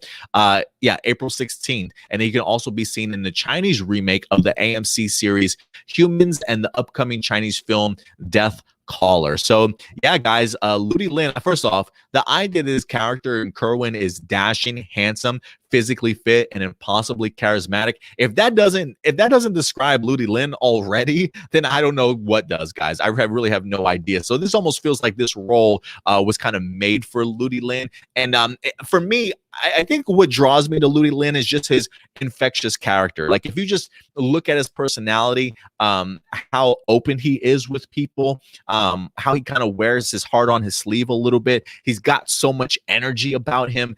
There is something really fascinating about Ludi Lin. I think just draws you in as a fan. So for me, I'm really impressed with his work. I mean, his training regimen is just off the charts. His dedication to his craft is something that's should be inspired by other people. Like I'm really impressed with what Ludi Lin has been doing with his career, and Mortal Kombat's about to give him some shine, and the idea that he's now attached to the CW show, just another fantastic opportunity awaits Ludi Lin here, guys. So again, I definitely want to know your thoughts. How have you liked Ludi Lin's career so far? I think he's been in Aquaman, which, if I'm not mistaken, you don't really get the opportunity to see his face in Aquaman so much. He was in an episode of Black Mirror as well over on Netflix. And I think there's maybe like one or two other things outside of Power Rangers that I know him of that I'm drawing a blank on as of right now. But yeah, man, big opportunities here for Ludi Lin, and I hope he gets the opportunity to show off his martial arts in this new CW reboot for Kung Fu. So, guys, let me know your thoughts in regards to Ludi Lin's career path in the live chat or the comment section box below, ladies and gentlemen. All right, and I think oops, I meant to close that.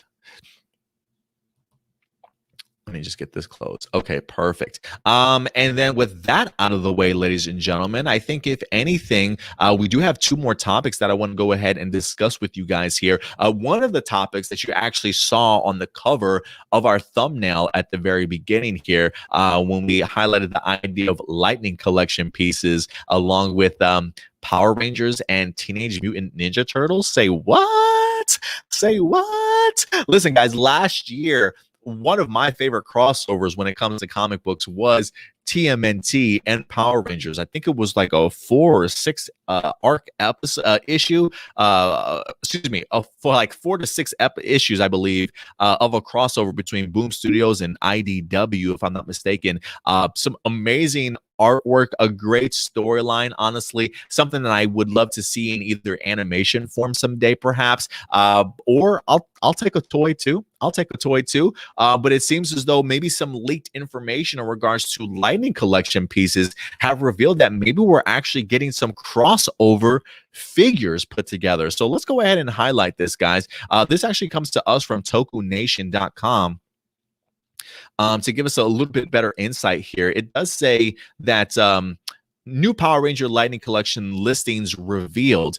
A handful of new computer listings for the Power Rangers Lightning Collection have been discovered online, and it seems we may be in for some Lightning Collection crossover figures. This almost makes me wish that when we had our Dino Fury Fan First Friday and they were revealing like brand new toys that they were going to be releasing, a part of me wished that they kind of had teased this at the end or something. But it says if these toy listings are accurate, the next characters to join the Lightning Collection are none other than the Teenage Mutant Ninja Turtles. Following the wildly successful Boom Studios comic crossover, these heroes in a half shell will be released in a set of 2 packs, with their infamous villain Shredder also receiving a release also. So yeah, there are actually several. Looks like we've got 3 different 2 packs. I'm wondering what that 2 pack is going to consist of, though. I'm trying to think of one of the things that always stood out to me when I read the crossover event is that certain characters definitely stayed together or like helped influence one another, right? So I believe, if I'm not mistaken, it might have been either the Red Ranger and Leonardo, or maybe it was the Red Ranger and Raphael. You definitely had Billy and Donatello definitely got to work together really well. Zach and Michelangelo partnered up pretty well in there also. So for me, I really want to see if some of these packs are 2 characters that worked closely side by side. I'm wondering if it's going to be a combination of those 2 individual characters or an actual Teenage Mutant Ninja Turtles as Power Rangers also, because the Turtles at some point in time did utilize the Rangers abilities. And if I come to think about it, the Power Rangers also kind of utilized more ninjutsu costumes that kind of felt very eerily similar to that of Ninja Turtles. So it would be really cool to see the Power Rangers dressed up in their Ninja Turtle ninjutsu gear, and the Ninja Turtles dressed up in their Power Ranger forms also. So I'm really hoping that that's what some of these combo packs are definitely gonna be at some point in time. You also see it says like there's A Squad Venus, A Squad Jupiter, and then Fan Boom Shredder, which I think the Shredder is probably going to look absolutely brilliant. If I had to assume which Shredder it's going to be, I would hope that it's the Green Ranger Shredder that we wind up getting when he actually has the Green Ranger coin itself. So this fascinates me because of the fact that the crossover was one of my biggest and favorite crossovers of all last year, and the storyline really held up. If you haven't checked out the crossover event, please do so. They probably have it as a trade paperback or a hardback at some particular point in time. So definitely get it checked out if you haven't read them as of yet. But these could potentially be some really gnarly looking Lightning Collection pieces. And again, you guys know, while I'm not the biggest action figure collector when it comes to this type of stuff, this will be on my radar. This definitely will be on my radar for me to certainly check out. I kind of wish that there were some photos, but we have no photos as of yet. Again, this is just kind of leaked information. If this comes to fruition, call me a happy camper, guys. I definitely will be pleased if this actually does happen. But listen, guys, at the end of the day, though, I definitely want to go ahead and know your thoughts. You hear this, the idea that we're going to be having ourselves some Lightning Collection pieces inspired from the TMNT and Power Ranger crossover. Are you hyped? Do you think the designs are going to be looking pretty awesome? Certainly go ahead and let me know your thoughts in the live chat or the comment section box below, ladies and gentlemen. And last but not least, ladies and gentlemen, to go ahead and wrap up this week's episode of A Plus Morphinominal, we got to throw in some tokusatsu news for you guys, because if I'm not mistaken, I believe today is the day. If it wasn't actually yesterday in Japan, today is the day. It's February 20th, where we have brand new tokusatsu movies that are coming out. Today is, in fact, the big triple feature, if you will. Super Sentai Movie Ranger has, in fact, debuted. We've got movies not only from Real Soldier, we also got movies from Major, and we also wind up getting movies from Zenkaiger before we actually get into the season in 2 weeks, guys. Zenkaiger is going to be here in 2 freaking weeks. Get pumped, guys. Get pumped. But I wanted to highlight this story this week, not only because of the fact that there's a little bit of a new mini trailer that they wind up revealing, but we actually have the idea of the run times for these particular movies. And I actually found this pretty telling in a sense of like how deep and how long are some of these stories going to be that they're going to be telling to us from the point of view of it being in the theater. So let's go ahead and highlight this real quick for you guys. I'm going to go ahead and bring this up.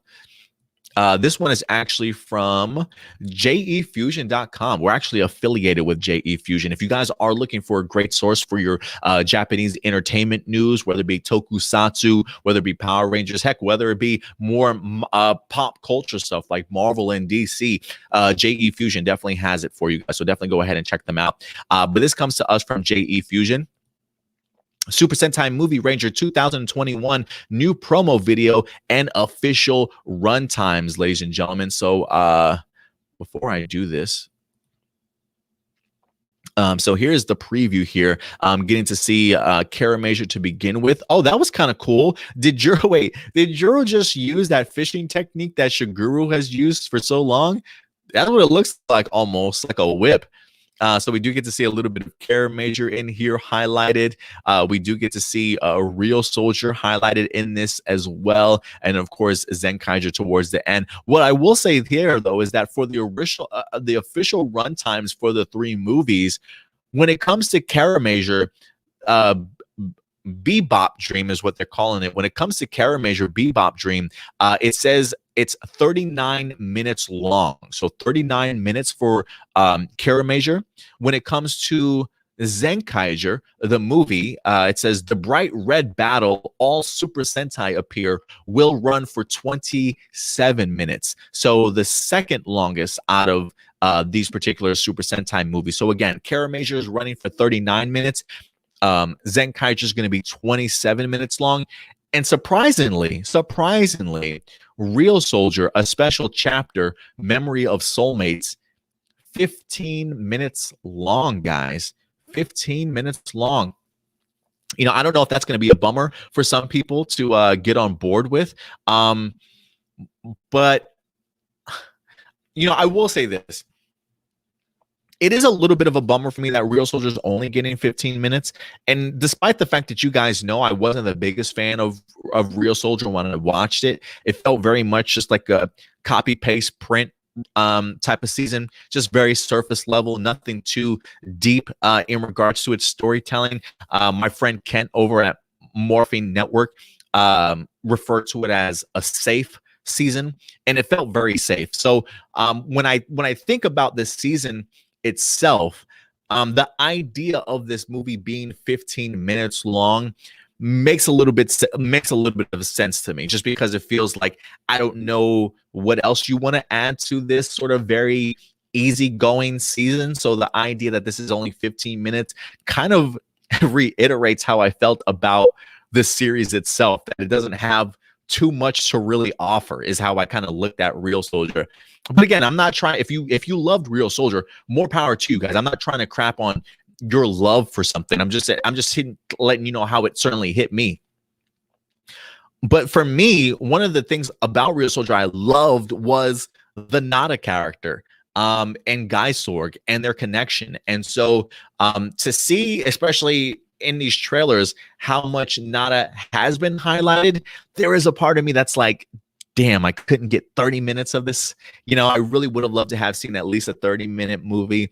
But hey, it certainly is what it is. So if anything surprises me, it's definitely that Real Soldier is only going to be 15 minutes long. Zenkaiger being 27 minutes makes sense. It feels like a little bit longer than your average episode, right? Probably no commercial breaks there, so you're probably pretty good. So I'm keeping my fingers crossed that hopefully Zenkaiger, this movie winds up being released before we actually even get into the season itself. I'll definitely keep my eyes posted for you guys, and maybe before episode 1 is actually revealed, maybe we can have ourselves a review for the Zenkaiger movie. But the Kara movie for me is the one that I'm really anticipating, considering the fact that we literally only have 2 episodes left of this season. It's a little bit of a bummer to unfortunately have to see it go. So if you want to give me nearly 30 minutes, how much did they say? 39 minutes. So nearly 40 minutes of a Kara movie. Yeah, I'm here for it. So I'm glad that we're actually getting ourselves a nice sort of full length. Well, I don't want to say a full length movie itself, but when it comes to Super Sentai, yeah, I feel like 39 minutes is a pretty good time period. So definitely let me know what you guys think in regards to that. What are out of the 3 movies, what's the movie that you're looking forward to the most, and are you surprised by any of these particular run times? Again, it's February 20th here, but I believe it's probably the 21st over in Japan as of right now. I think there's maybe like a 13-14 hour difference or so. So yeah, this was probably yesterday for them. So I mean, I would love to kind of see if people did have the opportunity to check out these movies, what they definitely thought. So maybe I'll have to look up some reviews on my own time. But guys, listen, at the end of the day, I definitely want to know your thoughts. Super Sentai Movie Ranger 2021 is here. What movie are you specifically excited about? Go ahead and let me know your thoughts in the live chat or the comment section box below, ladies and gentlemen. Let's see here. Let me go to, before I even get into even before I get into the live viewer questions, I do want to jump into the comments real quick, especially because of the fact that we may have some new viewers. So I definitely want to at least maybe draw some attention towards them also. So let's kind of go through some of these things here. Marcelino, what's up, Marcelino? Good to see you, man. He says, I'm an evolutionist. I believe in possibilities. I'm not going to say I believe in aliens, but at the same time, I keep an open mind. Same logic applies to ghosts and concepts of God existing. Hey, you know what? An open mind is always a good one, if you ask me, man. Royal Striker, what's up, Royal? He says, where can I watch it? Well, the episode itself drops on Nickelodeon. If you don't have Nickelodeon, there are a couple apps you might be able to do free trials on or purchase, like let me see, Philo TV. Has a subscription. Fubo TV has a subscription where you can watch Nickelodeon live if you certainly want to. You can do it that way. I believe Facebook might actually have episode 1 airing up there also if you're looking for a place to watch it. So yeah. If you guys know other places too, certainly go ahead and let me know.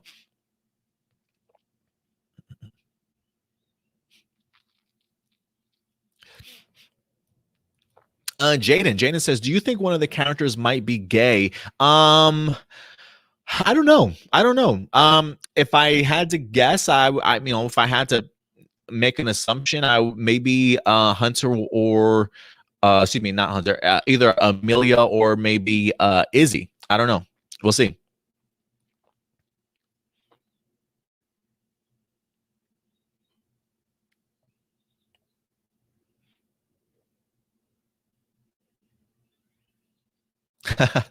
Dino Real Soldier, you and this Dino Knights fight for your rights. Yo, I would have loved that. I would have loved that call if they were actually called Dino Knights. Dino Real Soul says, I did not notice the dagger. I was super invested in the episode. It's right there in your face. Check it out again. If you go back and watch the episode, I believe it's Zato just before Void Knight escapes. I think he has a sword in his hand and he pushes a button and it transforms into a dagger and he throws it at Void Knight and Void Knight ricochets it back towards him. And that's what winds up hitting the Sporex and releasing them at the end of the day. Maurice says, I think the Gold Ranger was part of Zato's team years ago and somehow he got frozen in stasis. Interesting. That's an interesting concept for the Gold Ranger. Yeah, I don't know how he's going to figure into all this. I do believe his Mosasaurus or his Mosarex, the creature, his big crocodile, or whatever the case may be, with the fins. I do believe I think he was showcased in the Dino Henge boulders, if I'm not mistaken.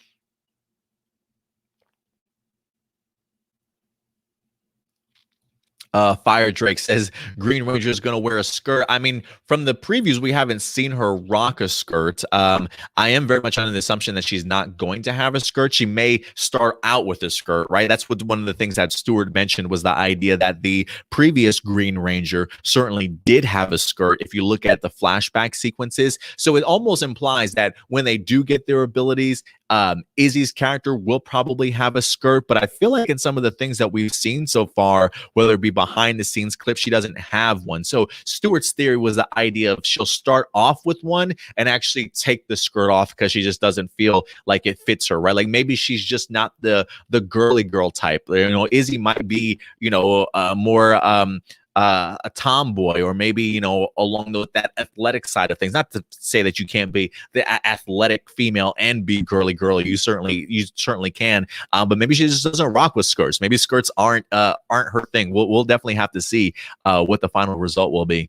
Jaden also does say that the dialogue has a much more mature feeling. Yeah, it feels much more natural and flowing when they're speaking with people, right? I don't feel like they're trying to teach me preschool how to speak or my ABCs type of thing. So I do love the momentum shift for sure.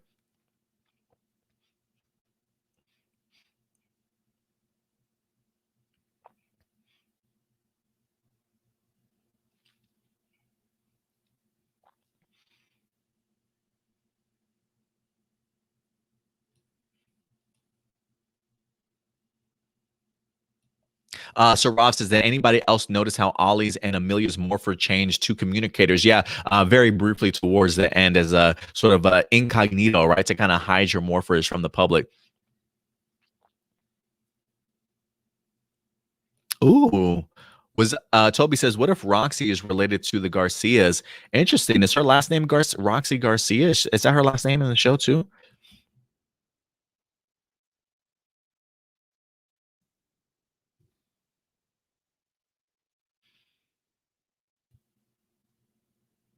Yeah, I don't remember what Roxy's last name was. Now you got me thinking, Toby. Now you got me thinking, Tony.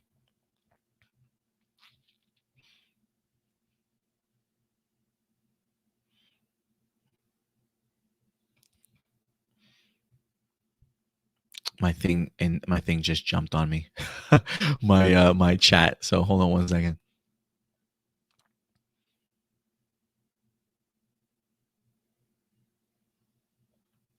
Let me see here. I'm Handsome Dude says, I hope the rest of the Rangers have parents on screen. I know Beast Morpher's only Blaze was left out. Yeah, poor Blaze, no family to speak of. But yeah, I don't know if we're gonna get everybody's family members in here, but I do at least like the idea.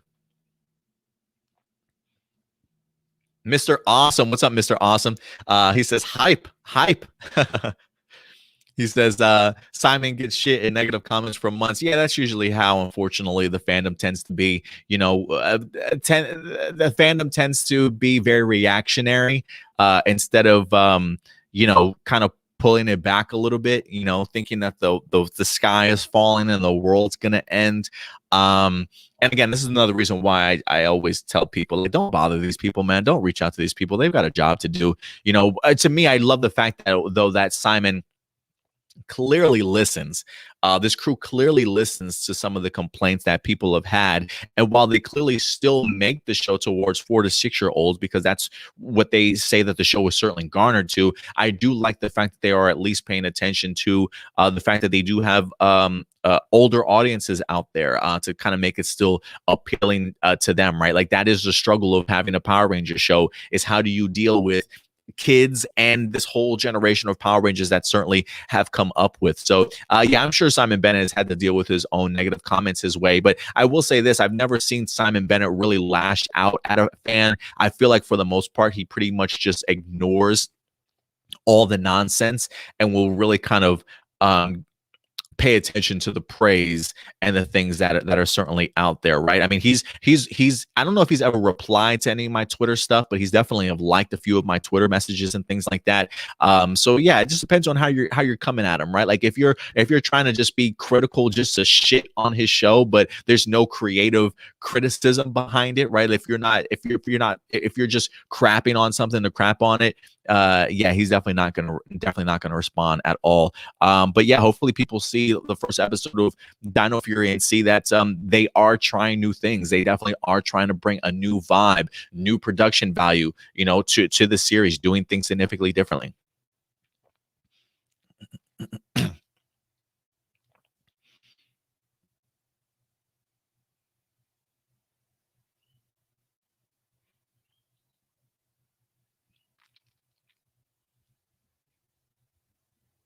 Common Rider 64 says, hey, how's it going? Good to see you, man. Thank you very much for certainly coming through.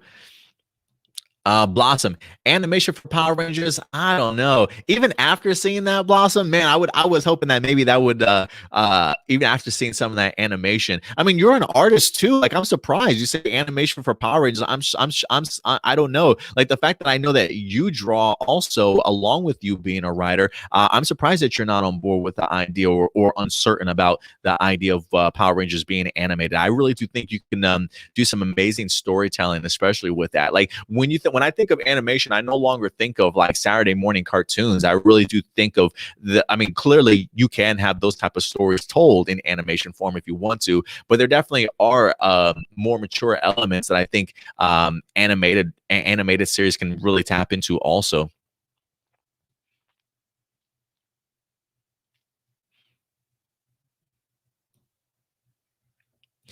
Johnny Marrero says Void Knight and Zeta are going to have a rivalry. That fight scene teased it. Yeah, the fact alone that Zato is very familiar with the Void Knight armor, even calls him out for the idea of even calls him out for the idea of having stolen the armor. It makes me wonder if Zato actually knows who was in that armor prior, and the mystery as to then who is in the armor always fascinates me. It's a mystery that fascinated me in Real Soldier. It's one I'm really looking forward to seeing how it's handled in here also.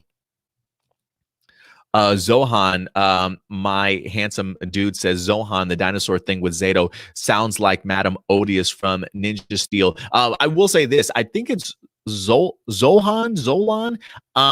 Solon. I can't remember how it's spelled. When I look at it at Wikipedia, it's Solon. I don't know if that's right or not. I could not hear it, unfortunately, when I was watching the episode. I couldn't make out how it was pronounced. So yeah, we'll go with Solon, whatever the case may be. I really enjoyed it. I like the idea of finding out that they're actually a dinosaur mixed with cybernetics. The fact that at some point in time she wind up getting injured and had to be, this is her process in recovering, right, in order to be kind of either brought back to life or healed or whatever the case may be. I honestly wasn't expecting this character to be a female, but when I actually heard the voice, I thought to myself, dude, the voice acting, perfect choice for this character. I'm really gonna love how she works alongside with the team. I love that. I love the scene where Amelia is like, "You look great for 65 million years," and then Zohan's like, "Yeah, I would definitely agree with you there. We definitely do," complimenting herself a little bit. I thought that was pretty neat.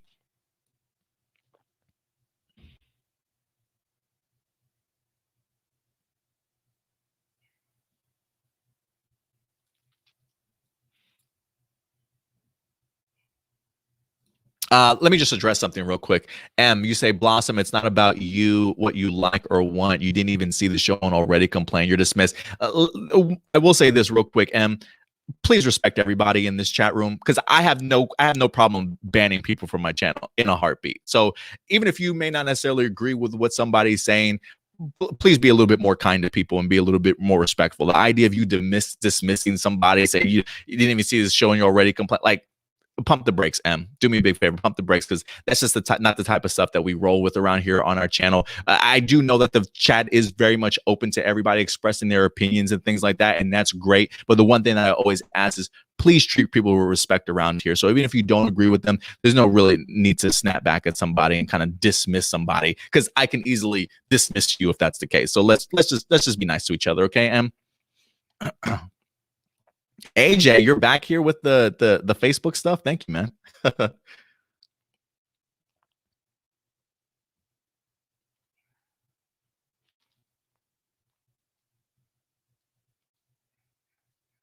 M does also say Saban was really the problem for the creative team in PR.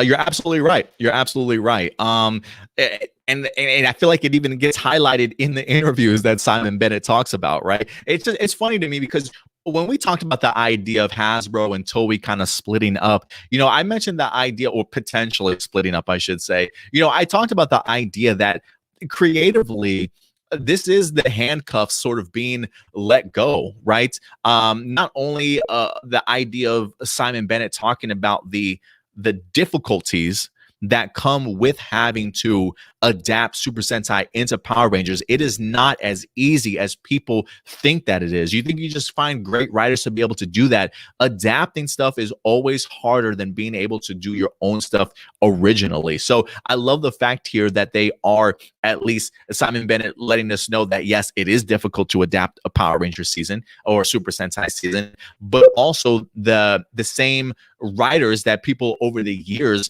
have been crapping on and giving a hard time towards, it really is no fault of their own. The fact that they are literally just doing what is being told of them to do, and which is by Saban himself. I mean, we even saw tidbits of this when it comes to Ninja Steel. The idea that Calvin and his girl were supposed to kiss at the very end, right? That's something that the writers wanted to include, but you leave it up to somebody like Saban, who just rips that type of stuff away, right? Really hinders your creative process. So I love the fact that Becca and Alwyn are finally getting some sort of redemption story to their careers here when it comes to Power Rangers. The idea that maybe it was Saban a lot of the times that was hindering them from being able to take off their creative handcuffs, and Hasbro is now allowing them to have that kind of freedom. So yeah, I definitely agree with you there in a sense, M. That's a lot of the creative problems that we saw really stemmed from Saban. So maybe we should ease up a little bit in how critical we are on some of the past writers, when at the end of the day, it was kind of out of their hands. Sarah, thank you for bringing this up. By the way, it also happens to be Tessa Rao's birthday today. Happy birthday, Tessa. Can't wait to see you in Dino Fury here rather soon. So that's awesome. Happy birthday to you. I'm not going to kill you with my voice here. Sorry about that, guys.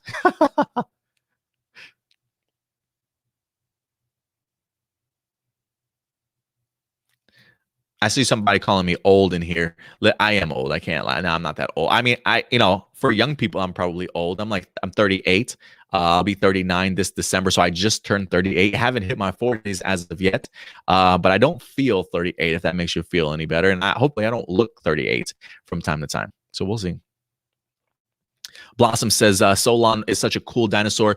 Yeah, I love the design. Like just when we saw just a couple of the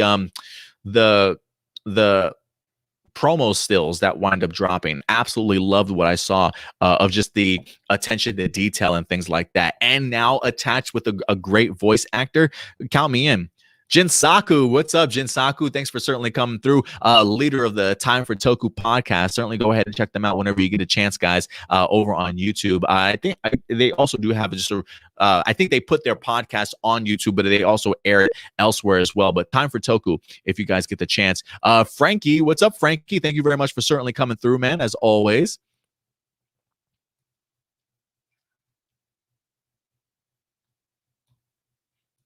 Anita certainly in the house. Also, thank you very much, Anita, for certainly joining us today.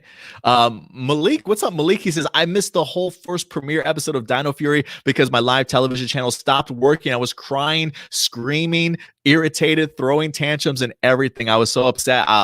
I'm so sorry to hear that, Malik. I really am, bro. Because honestly, if it means anything to you, man, I missed the premiere too. I didn't get up at 7 o'clock this morning to watch it.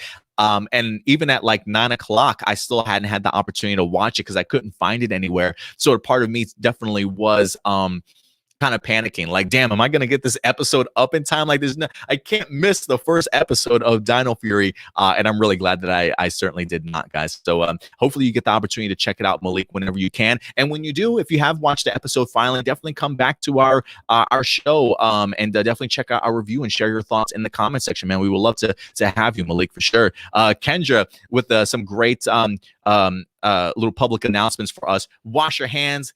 Elbow cough, hit that dab when you cough. Hit that dab when you cough. Good vibes and Rangers. That's right, Kendra. Thank you very much for that. And socially distance. Remember that. Dino Real Soul says, I still love the Dino theme song. What about you? I do. I really do. Again, I think we've already praised the musical composer for episode 1. I don't know what type of instruments they're using, like this it has like a retro vibe to it a little bit. It almost kind of reminds me of like Stranger Things. Like, I don't know what chords they're hitting, if this is like electrical instruments.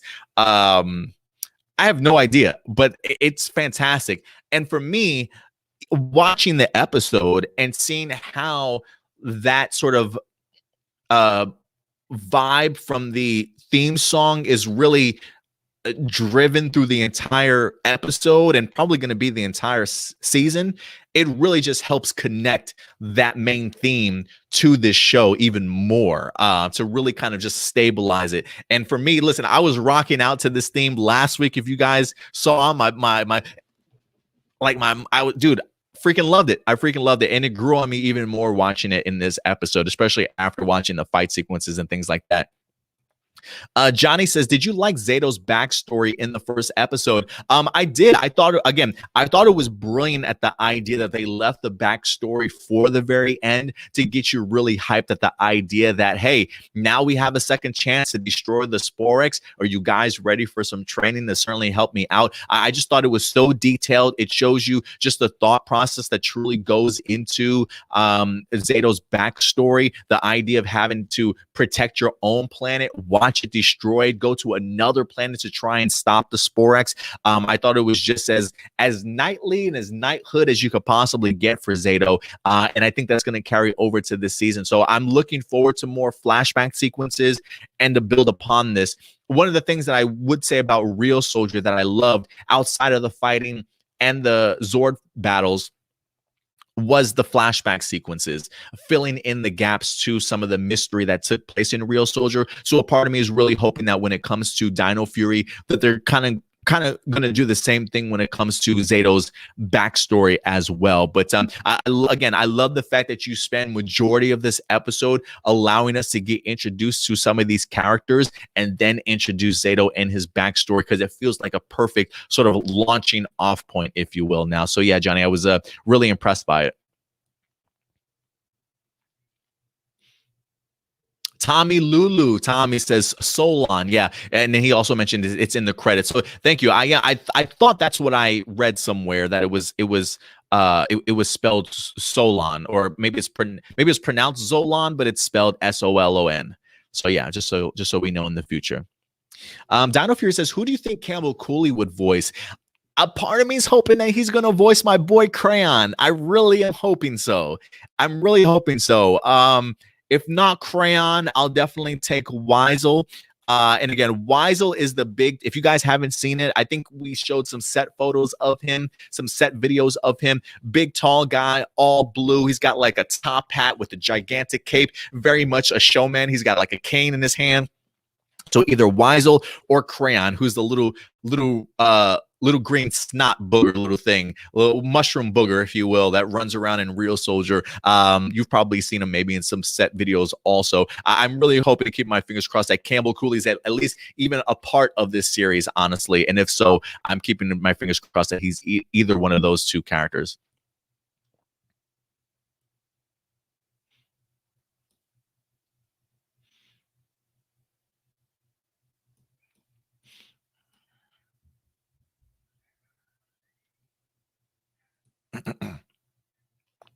So Rob does mention the idea that the night aspect was carried over after all. Yeah, absolutely. So I do think it's a perfect fit in here, honestly.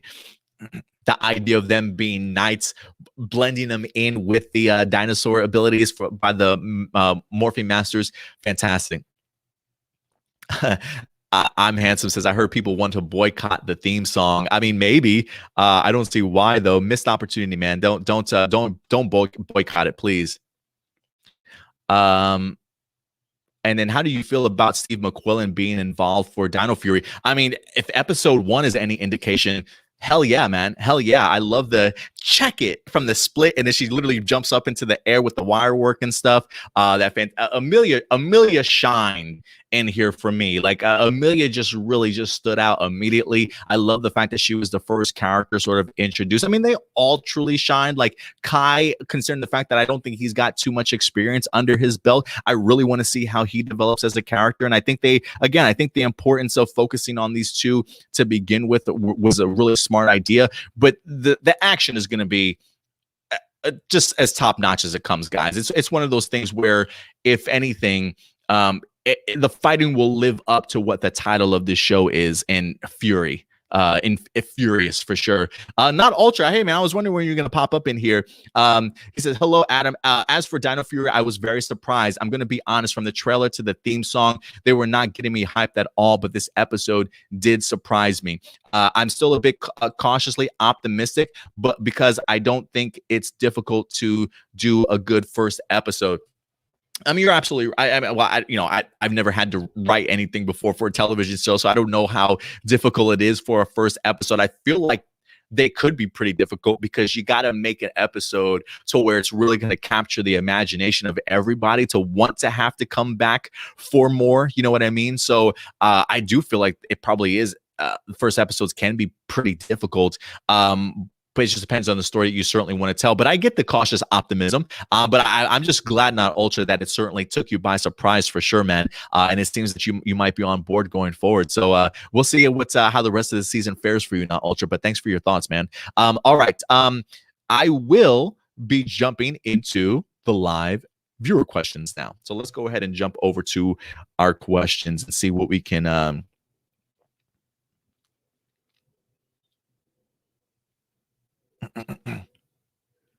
let's see here. Marcelino Vasquez, I think you sent this question out maybe late last week because you did go ahead and actually put a link to the Amit Baumix rough draft of Power Rangers Samurai, which I really appreciate you sending me. But you said, do you hate the fact that the live chat only gives us 200 characters?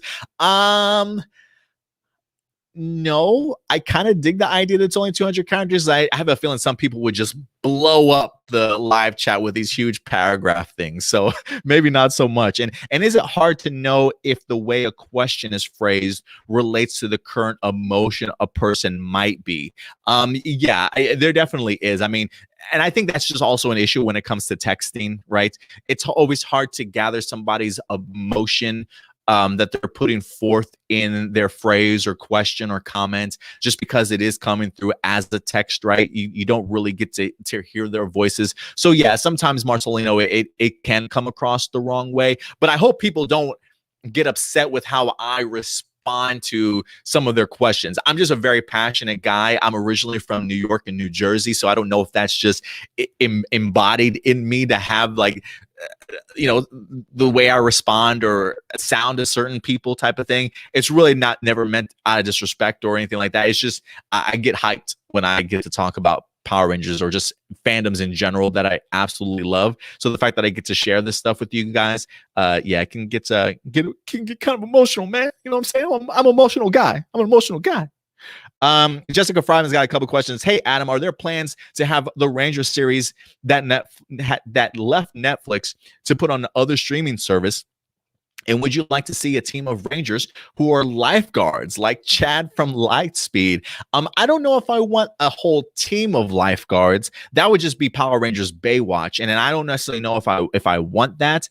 But I wouldn't mind if one of the Power Rangers happens to be another lifeguard. Maybe not a whole team of them though. Maybe if they were alien rangers, perhaps, because they come from an underground, underwater civilization. So maybe to live on the surface, maybe we could have Power Rangers Baywatch for our second season of Alien Rangers. Who certainly knows? As far as plans for Rangers series that left on Netflix, as of right now, last week they did go ahead and announce that the past seasons will be going to their YouTube channel, and I believe it's the Power Rangers Kids official channel that they're going to be going to, which kind of makes me scratch my head a little bit. While I appreciate the fact that these seasons are going to be placed somewhere, it still scratches my head that you don't also put this either on the actual official Power Ranger website or the Hasbro website itself. Hasbro's YouTube page has like 3 million subscribers, where I think if you look at like the kids, the Power Rangers Kids thing, I think it's got a couple 100,000, which is great. Don't get me wrong, but I would think you would want it to appeal and to be out there certainly for more people to definitely watch. But they do plan on putting it out on YouTube, so it will be available for free for us. So hallelujah.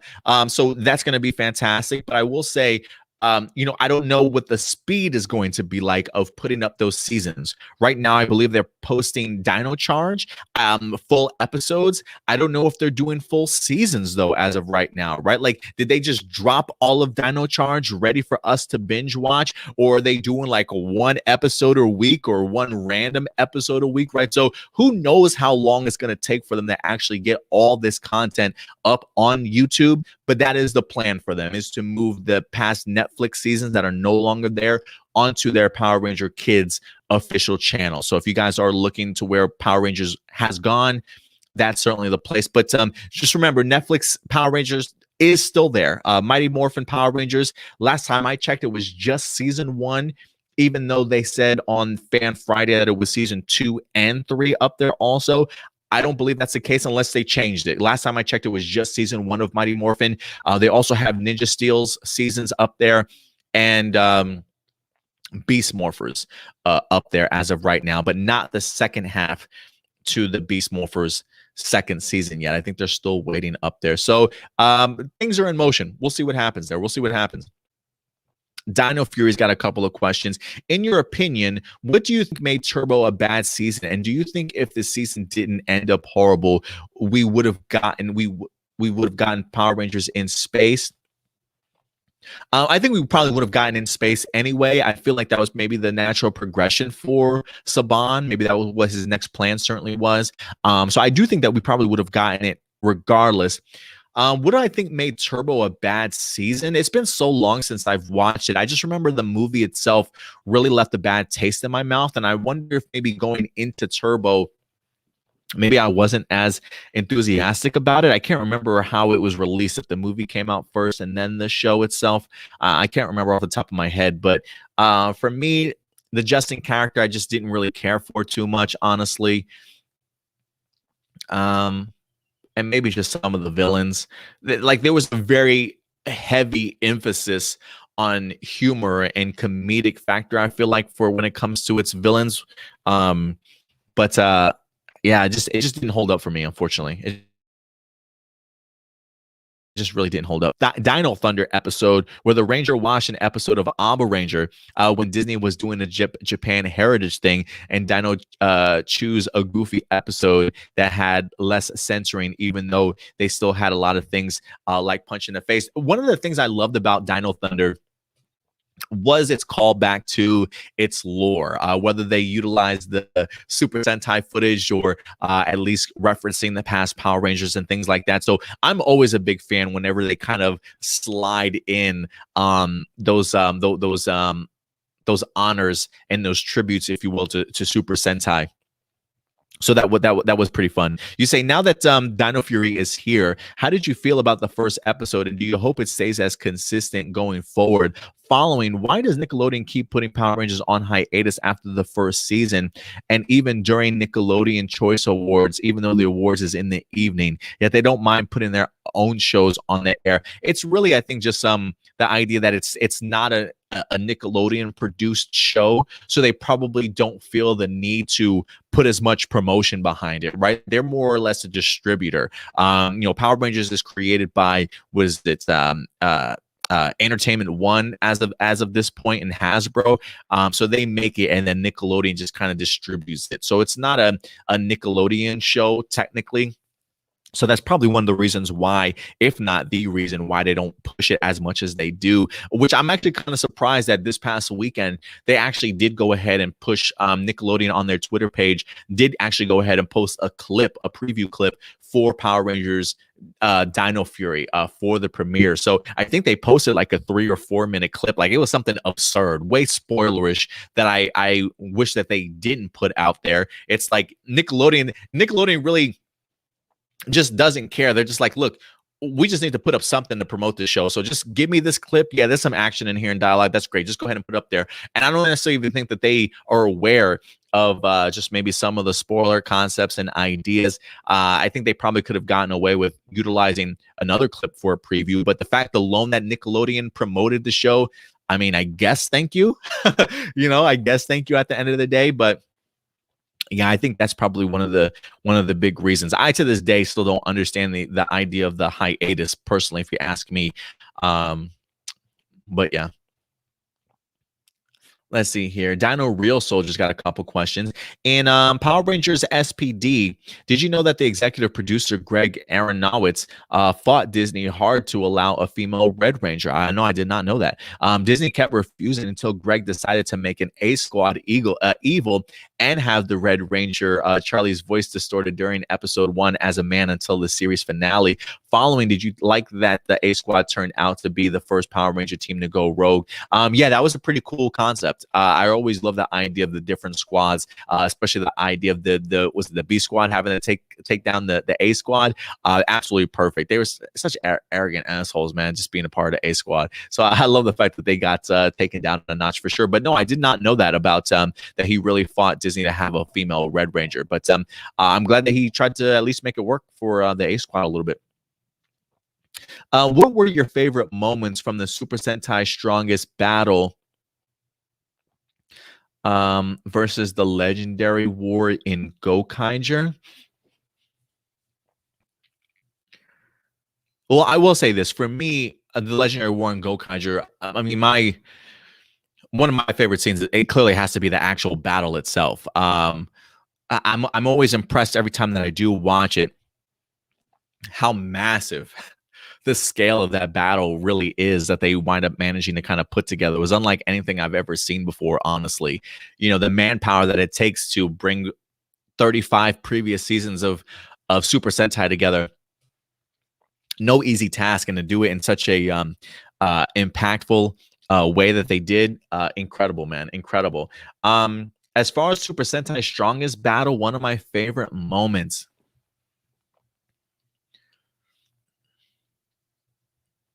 I actually have a couple.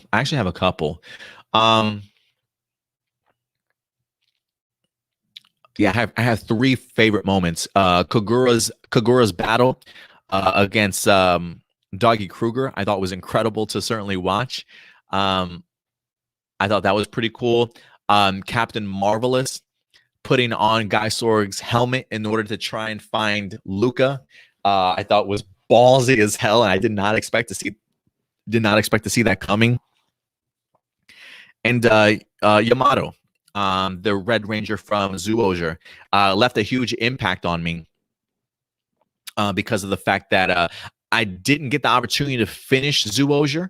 So to see his own personal growth in that season, I honestly missed. So to kind of see what type of Red Ranger he actually turned out to be, and to have that kind of pushback yet understanding when it comes to, trying to get the team together and stuff like that, I thought it was brilliant. The idea, especially the fight sequence that he has when it's literally 1-on-3, and Yamato comes out sort of victorious. I thought that battle was absolutely brilliant, and just really showcasing just how great of a Red that he actually turned out to be. So those are some of my favorite moments from Strongest Battle, which we do have each review for you guys because it was a 4-part miniseries.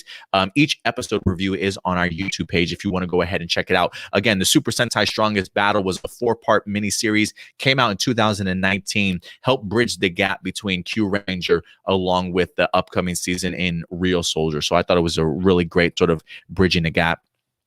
Last question from you. He says, when Tommy came back from Dino Thunder, did you expect him, or was it a big mind blown that he came a mentor? It was a big mind blown. I wasn't expecting Tommy at all, because he was one of my favorite characters growing up as a kid, from the Green Ranger to the White Ranger. So to see him have another prevalent role in and then, clearly Red when it comes, or it was a Zeo5, I believe, in Power Rangers Zeo. So to see him have yet another impactful moment in Power Rangers, I thought was brilliant. The fact of seeing where his character had gone after all these years, his own personal growth. I dig that type of stuff, that we come back to revisit characters from the past, and to see them in different positions. So I thought that was pretty cool that he ended up being a member of that team. And honestly, something that helped heighten Dino Thunder already for me. I immediately liked the cast and already loved the story, but the idea of at least having one mentor from a past season there, just made me just feel like it's all connected. You know what I mean? Back in the day before we started having these big cinematic universes and stuff, I always loved that connection they had. Gerald's got a couple questions. What's up, Gerald? He says, now that you've gotten the first episode, I know for weeks people discussing Izzy having a skirt. We saw in the flashback that Green did have one. Do you think this season will rely less on Sentai footage? Yeah, absolutely. I still think it will rely less on Super Sentai footage, outside of maybe just the big Zords or the big monsters and stuff. In this episode, like when we saw the flashbacks, that's the only Super Sentai footage that I got. But then again, when you look at Beast Morphers at first premiere episode, very little when it comes to Super Sentai footage also. But I do think they're going to continue with that trajectory. Beast Morphers had very little Super Sentai footage in it. I wouldn't be surprised if we continue to get less Super Sentai footage in it also. And the fact that you mentioned that Izzy having a skirt, again, I'll talk about this, the fact that we talked about this a little bit at the top of the show with Stuart, right? The idea that if you look at the flashback, the Green Ranger does have a skirt. And I think in some of the set videos and stuff that we've watched, the Green Ranger does not have a skirt. So it could come to the idea of maybe Izzy, the actual Izzy character herself, maybe removing the skirt, maybe wanting nothing to do with it. Maybe she moves a little bit better without the skirt. Who knows? And she decides, you know what, who needs this shit, and takes it off, right? So I think it's still up in the air. But again, it does not bother me. Like, it does not bother me at all. If they can do some great original footage and still utilize Super Sentai footage, but be very limited in how they, do things with that footage, I think it should be okay. And I also think the fact that SImon Bennett refers to the morphing grid or the idea of getting Power Ranger abilities in his article from sci-fi.com, or was it the CNET one? I can't remember. But he specifically says, the idea of having morphing energy, the morphing grid can do incredible things. And that also includes the idea of sort of changing the physique of somebody, right?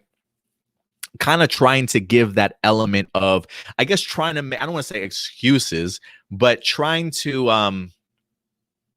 when people complain, oh, well, this actor's this tall, but when he morphs, he's now this tall, sort of thing, right? Or he doesn't have the same stature as his Super Sentai counterpart and things like that. He really uses that idea and complaint that people have to say, well, the morphing grid works in mysterious ways. When you get these abilities, right, you can now know karate, right? You can now have your stuff amplified. So I guess he also refers to the idea that your physical appearances can change. You can become shorter. You can become taller, right? He does say maybe like your gender possibly might change also. That's weird to me. That's like wow, really? When I morph, I might turn into a girl. That's crazy. But I feel like they're trying to come up with reasons or excuses to kind of fill in that gap, but to kind of explain it away, if you will. But I don't know. I don't necessarily know if he's going to have to do a lot of explaining. Again, we haven't had the opportunity to really see Tessa as Izzy in the costume.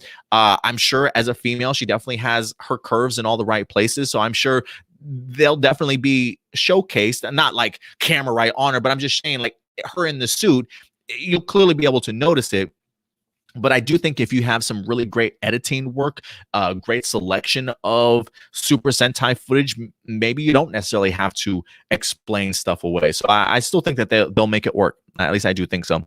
Goda, what's up, Goda? Goda's got a question. Loving the premiere episode and love this live stream. Thank you, Goda. I appreciate it. Hopefully we continue to have you back. And listen, if you continue to love our content, guys, especially if you're in our live chat, hit that like button. It really goes a long way, guys. We're trying to go for 40 likes this week, but if you want to blast past that number, feel free to, guys. Feel free to.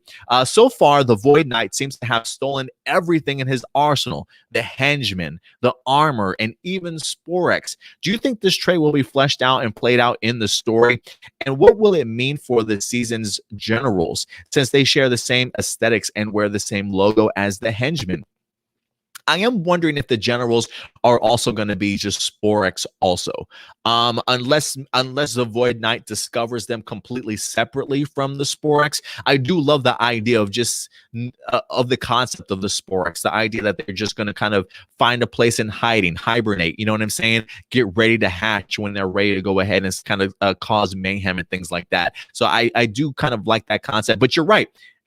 He has kind of technically stolen everything, and I do think it certainly will play a really big part in this season. I think it'll be a part of maybe one of the mysteries for this season. Who's under the armor has been a very popular one when it comes to even in Real Soldier, it's Super Sentai adaptation. So considering the fact that we have heard firsthand from SImon Bennett that they watched Real Soldier live each and every week as the new episodes wind up dropping, and them sort of writing and trying to create storylines as Real Soldier is going along, I think might harken to the idea of them picking up on who's the mystery behind the Guy Sorg helmet, right?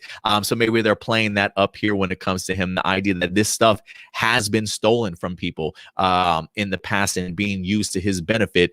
So who's under the armor? I don't know. We'll have to see, but it'll definitely play a huge role going forward. And you say, thank you for your time, for reading my comments and answering my questions. Anytime, man. Anytime. I'm Handsome Dude's got a couple of questions. This will never, ever happen. But would you like if we got a Power Rangers season where all the Rangers were created to be pure evil, and an organization on Earth or other planets recruited people to become Power Rangers to fight against the evil team? Yeah, I would love to see that. I almost kind of suggested that in when I did a video years ago, before they announced even Real Soldier, the idea of like themes that we would like to see Super Sentai tackle, and one of them was the idea of a evil group of Rangers. Now, whether or not it was the idea of another team being formed to face off against these evil Rangers, or if it was the idea of one of those Rangers within, or the additional sixth Ranger that comes on board, kind of having a break from the mindset that the Power Rangers are in, right? Start realizing that maybe what they're doing is evil, and maybe we just get a whole season of like a redemption story for this evil Power Ranger team, or this Power Ranger team that eventually started off as evil. So will that ever happen? I doubt it, but I would love to see it. I'm handsome for sure. You also say, when the 1995 Power Ranger movie came out, what did you like about it, and did you wish we could have seen the movie suits in the TV series if Fox allowed Saban the rights? That would have allowed Rocky to be in Forever Red using the movie suit, while Jason was in the OG TV series suit. Yeah, I think, honestly, as a kid, after watching MMPR in theaters, how old was I? 12? I came out in 95. So yeah, I was like 12, maybe going on 13 that year. So I do remember after watching it, a part of me, I love the suits. And to this day, I continue to love the 95 MMPR suits. And yes, I did want them to be in the show. I really did. I was glad that they tried to at least bring the ninjutsu suits out into the show. So I thought that was pretty cool. You know, it made me feel like me watching the Power Ranger movie wasn't me spending I don't want to say that because I didn't spend my own money. Somebody took me to the movies, but I love knowing that what I saw in the movies was in fact connected to the television universe. So yes, a part of me did certainly want to see that those MMPR suits come back for sure. And what did I like about it? To me, it was fun. It felt very Power Rangers. You had the one-liners. Everybody sort of certainly got their shine, if you will. I love the adventures of them losing their abilities and finding the ninjutsu powers and stuff, their journey along the way. I thought back in 95, I thought even the graphics kind of held up significantly well back in 95 for what this movie certainly was. So yeah, no, there are a ton of great things that I really did enjoy about that movie. I'm trying. Did we do I believe we did a MMPR watch along also. That actually might be on our YouTube page also. If you guys ever decide to go back and watch MMPR, find our watch along on our YouTube page and check us out with some like my audio commentary as I'm watching the movie.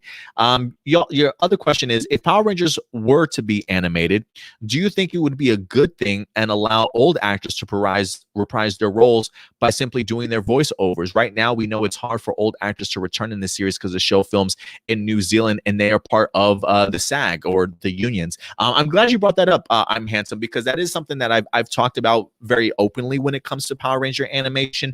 While I know a lot of people aren't too big or keen on the idea of PR being animated, I do feel it's the perfect sort of media for it. Because of the fact that I would like to see our older actors reprise the role in some way or another. I've always had an idea of an anthology series when it comes to animation. So we're not just necessarily following one team, but you're following several teams over the length of an entire season, right? Each episode being either a different team or a different individual that it certainly focuses on.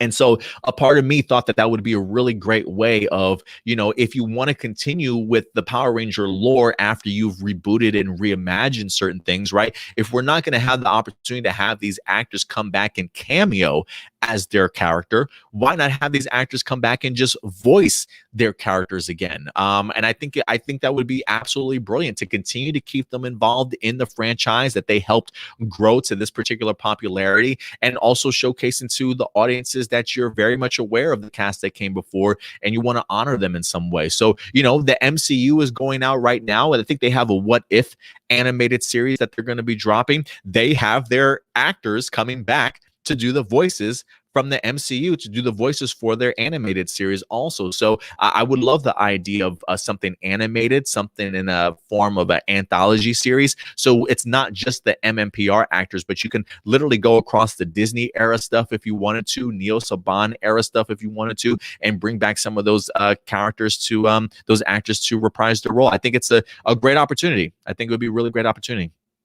So thank you for your questions, man. Thank you very much. Shadow Nova Productions. He says, it's interesting. SImon was asked about the 30th anniversary. I'm surprised no other news company has talked or asked about the Hasbro and Toei split. I think if it is true, it would be a bigger deal than it already is. What are your thoughts? Possibly Shadow Nova for sure, man. That's one of the reasons why we've always said it's pure speculation as of right now in regards to rumors, right? Because nobody has really openly talked about it. SImon Bennett has mentioned the idea that Jonathan Entwistle coming on board, that he hasn't spoken with anybody. He hasn't spoken with Jonathan Entwistle about where Power Rangers is certainly going. That he hasn't had these talks with Hasbro. I am wondering if that's the idea, that they want to keep this information to themselves. Maybe there's some information that SImon Bennett knows that he just cannot talk about as of yet, right? There is also that instance as well. So I do love the fact that somebody asked him about the 30th anniversary, but I also think it's pretty telling that he did mention that nobody has approached him about it yet. Now, whether that means like they will eventually approach him, or maybe they have no plans for a 30th anniversary. We just do not know that as of yet. But so yeah, I do think while he didn't necessarily come out and advise there's not going to be a 30th anniversary because of Hasbro and Toei splitting up, I don't necessarily even know if he's inclined to talk about it as of right now, as of yet. So we'll definitely see. We'll definitely see. But again, I do feel like those are moving pieces that are probably happening behind the scenes. I'm pretty sure there are people out there that are continuing to send concept ideas for future Power Rangers series, whether that be kids, mature themed, animation. I'm pretty sure they're probably getting bombarded with a bunch of ideas as of right now from other writers over in Hollywood.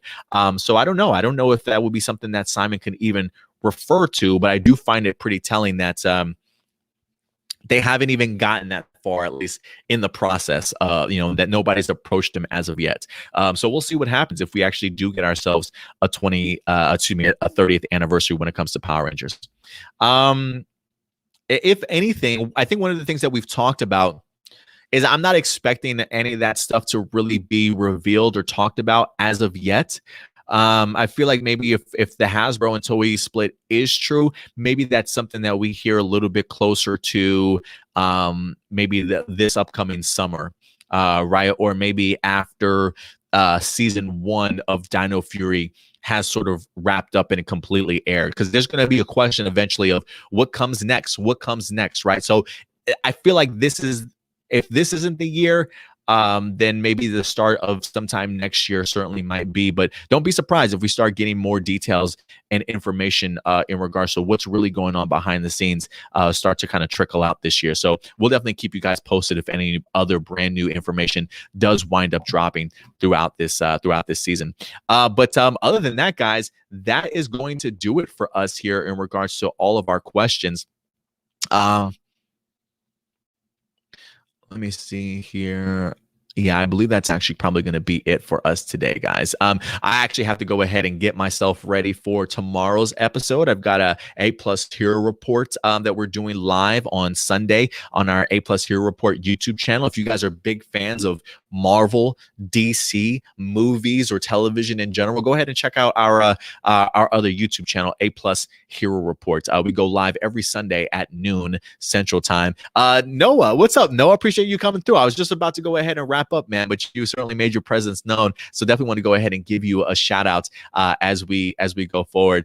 Common Writer does quickly say, would you like to see a Power Ranger and TMNT crossover comic adapted into an animated film?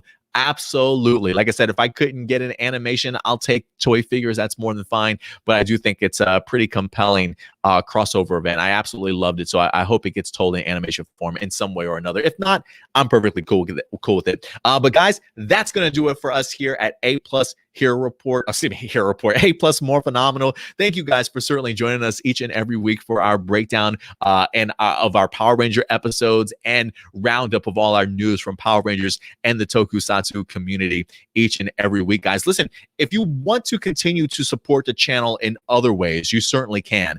We do have ourselves a Patreon account currently going up right now. Go check us out on patreon.com/A plus opinions, guys. We got a ton of early access and exclusive content from Go Ranger reaction videos, Go Kaiju reaction videos, Kamen Rider Dragon Knight and Ryuki reviews from Stewart's. We also have things available for you guys from A plus Hero Report also. So you do kind of dabble from both channels by joining our Patreon. So we definitely have a couple of several different tiers, $1 tier, $5 tier, $10 tier, whatever you can certainly help to help keep us keep the lights on around here so that we can continue to dish out great content for you guys each and every week. And listen, if for some reason, if you can't help out in a monetary way, you can certainly always support this channel by sharing these videos, hitting that like button, guys, and of course, as always, subscribing to our channel. So definitely go ahead and continue to show your support in any way possible. It definitely does go a long way for us to continue to grow our community. So we will be back next week, ladies and gentlemen. The Dino Fury reviews will be hitting you guys every Saturday at noon, so certainly join us there. And we'll also go ahead and review all the week's news and information for you guys. Going forward, it's probably just going to be me doing the reviews, as always, from our past reviews also. But Stuart may jump in on really important episodes, maybe season finales, premieres, and things like that. So definitely go ahead and look out for him on our channel and him with his Kamen Rider reviews as well. Other than that, I think that might do it, ladies and gentlemen. So do us a big favor, guys. If you haven't subscribed, hit that subscribe button, hit that bell notification. We'll certainly see you guys next Saturday. So until then, do me a big favor, guys. Take care of yourselves, take care of each other, and as always, keep it A plus. May the power protect you. I'll talk to you later. Bye.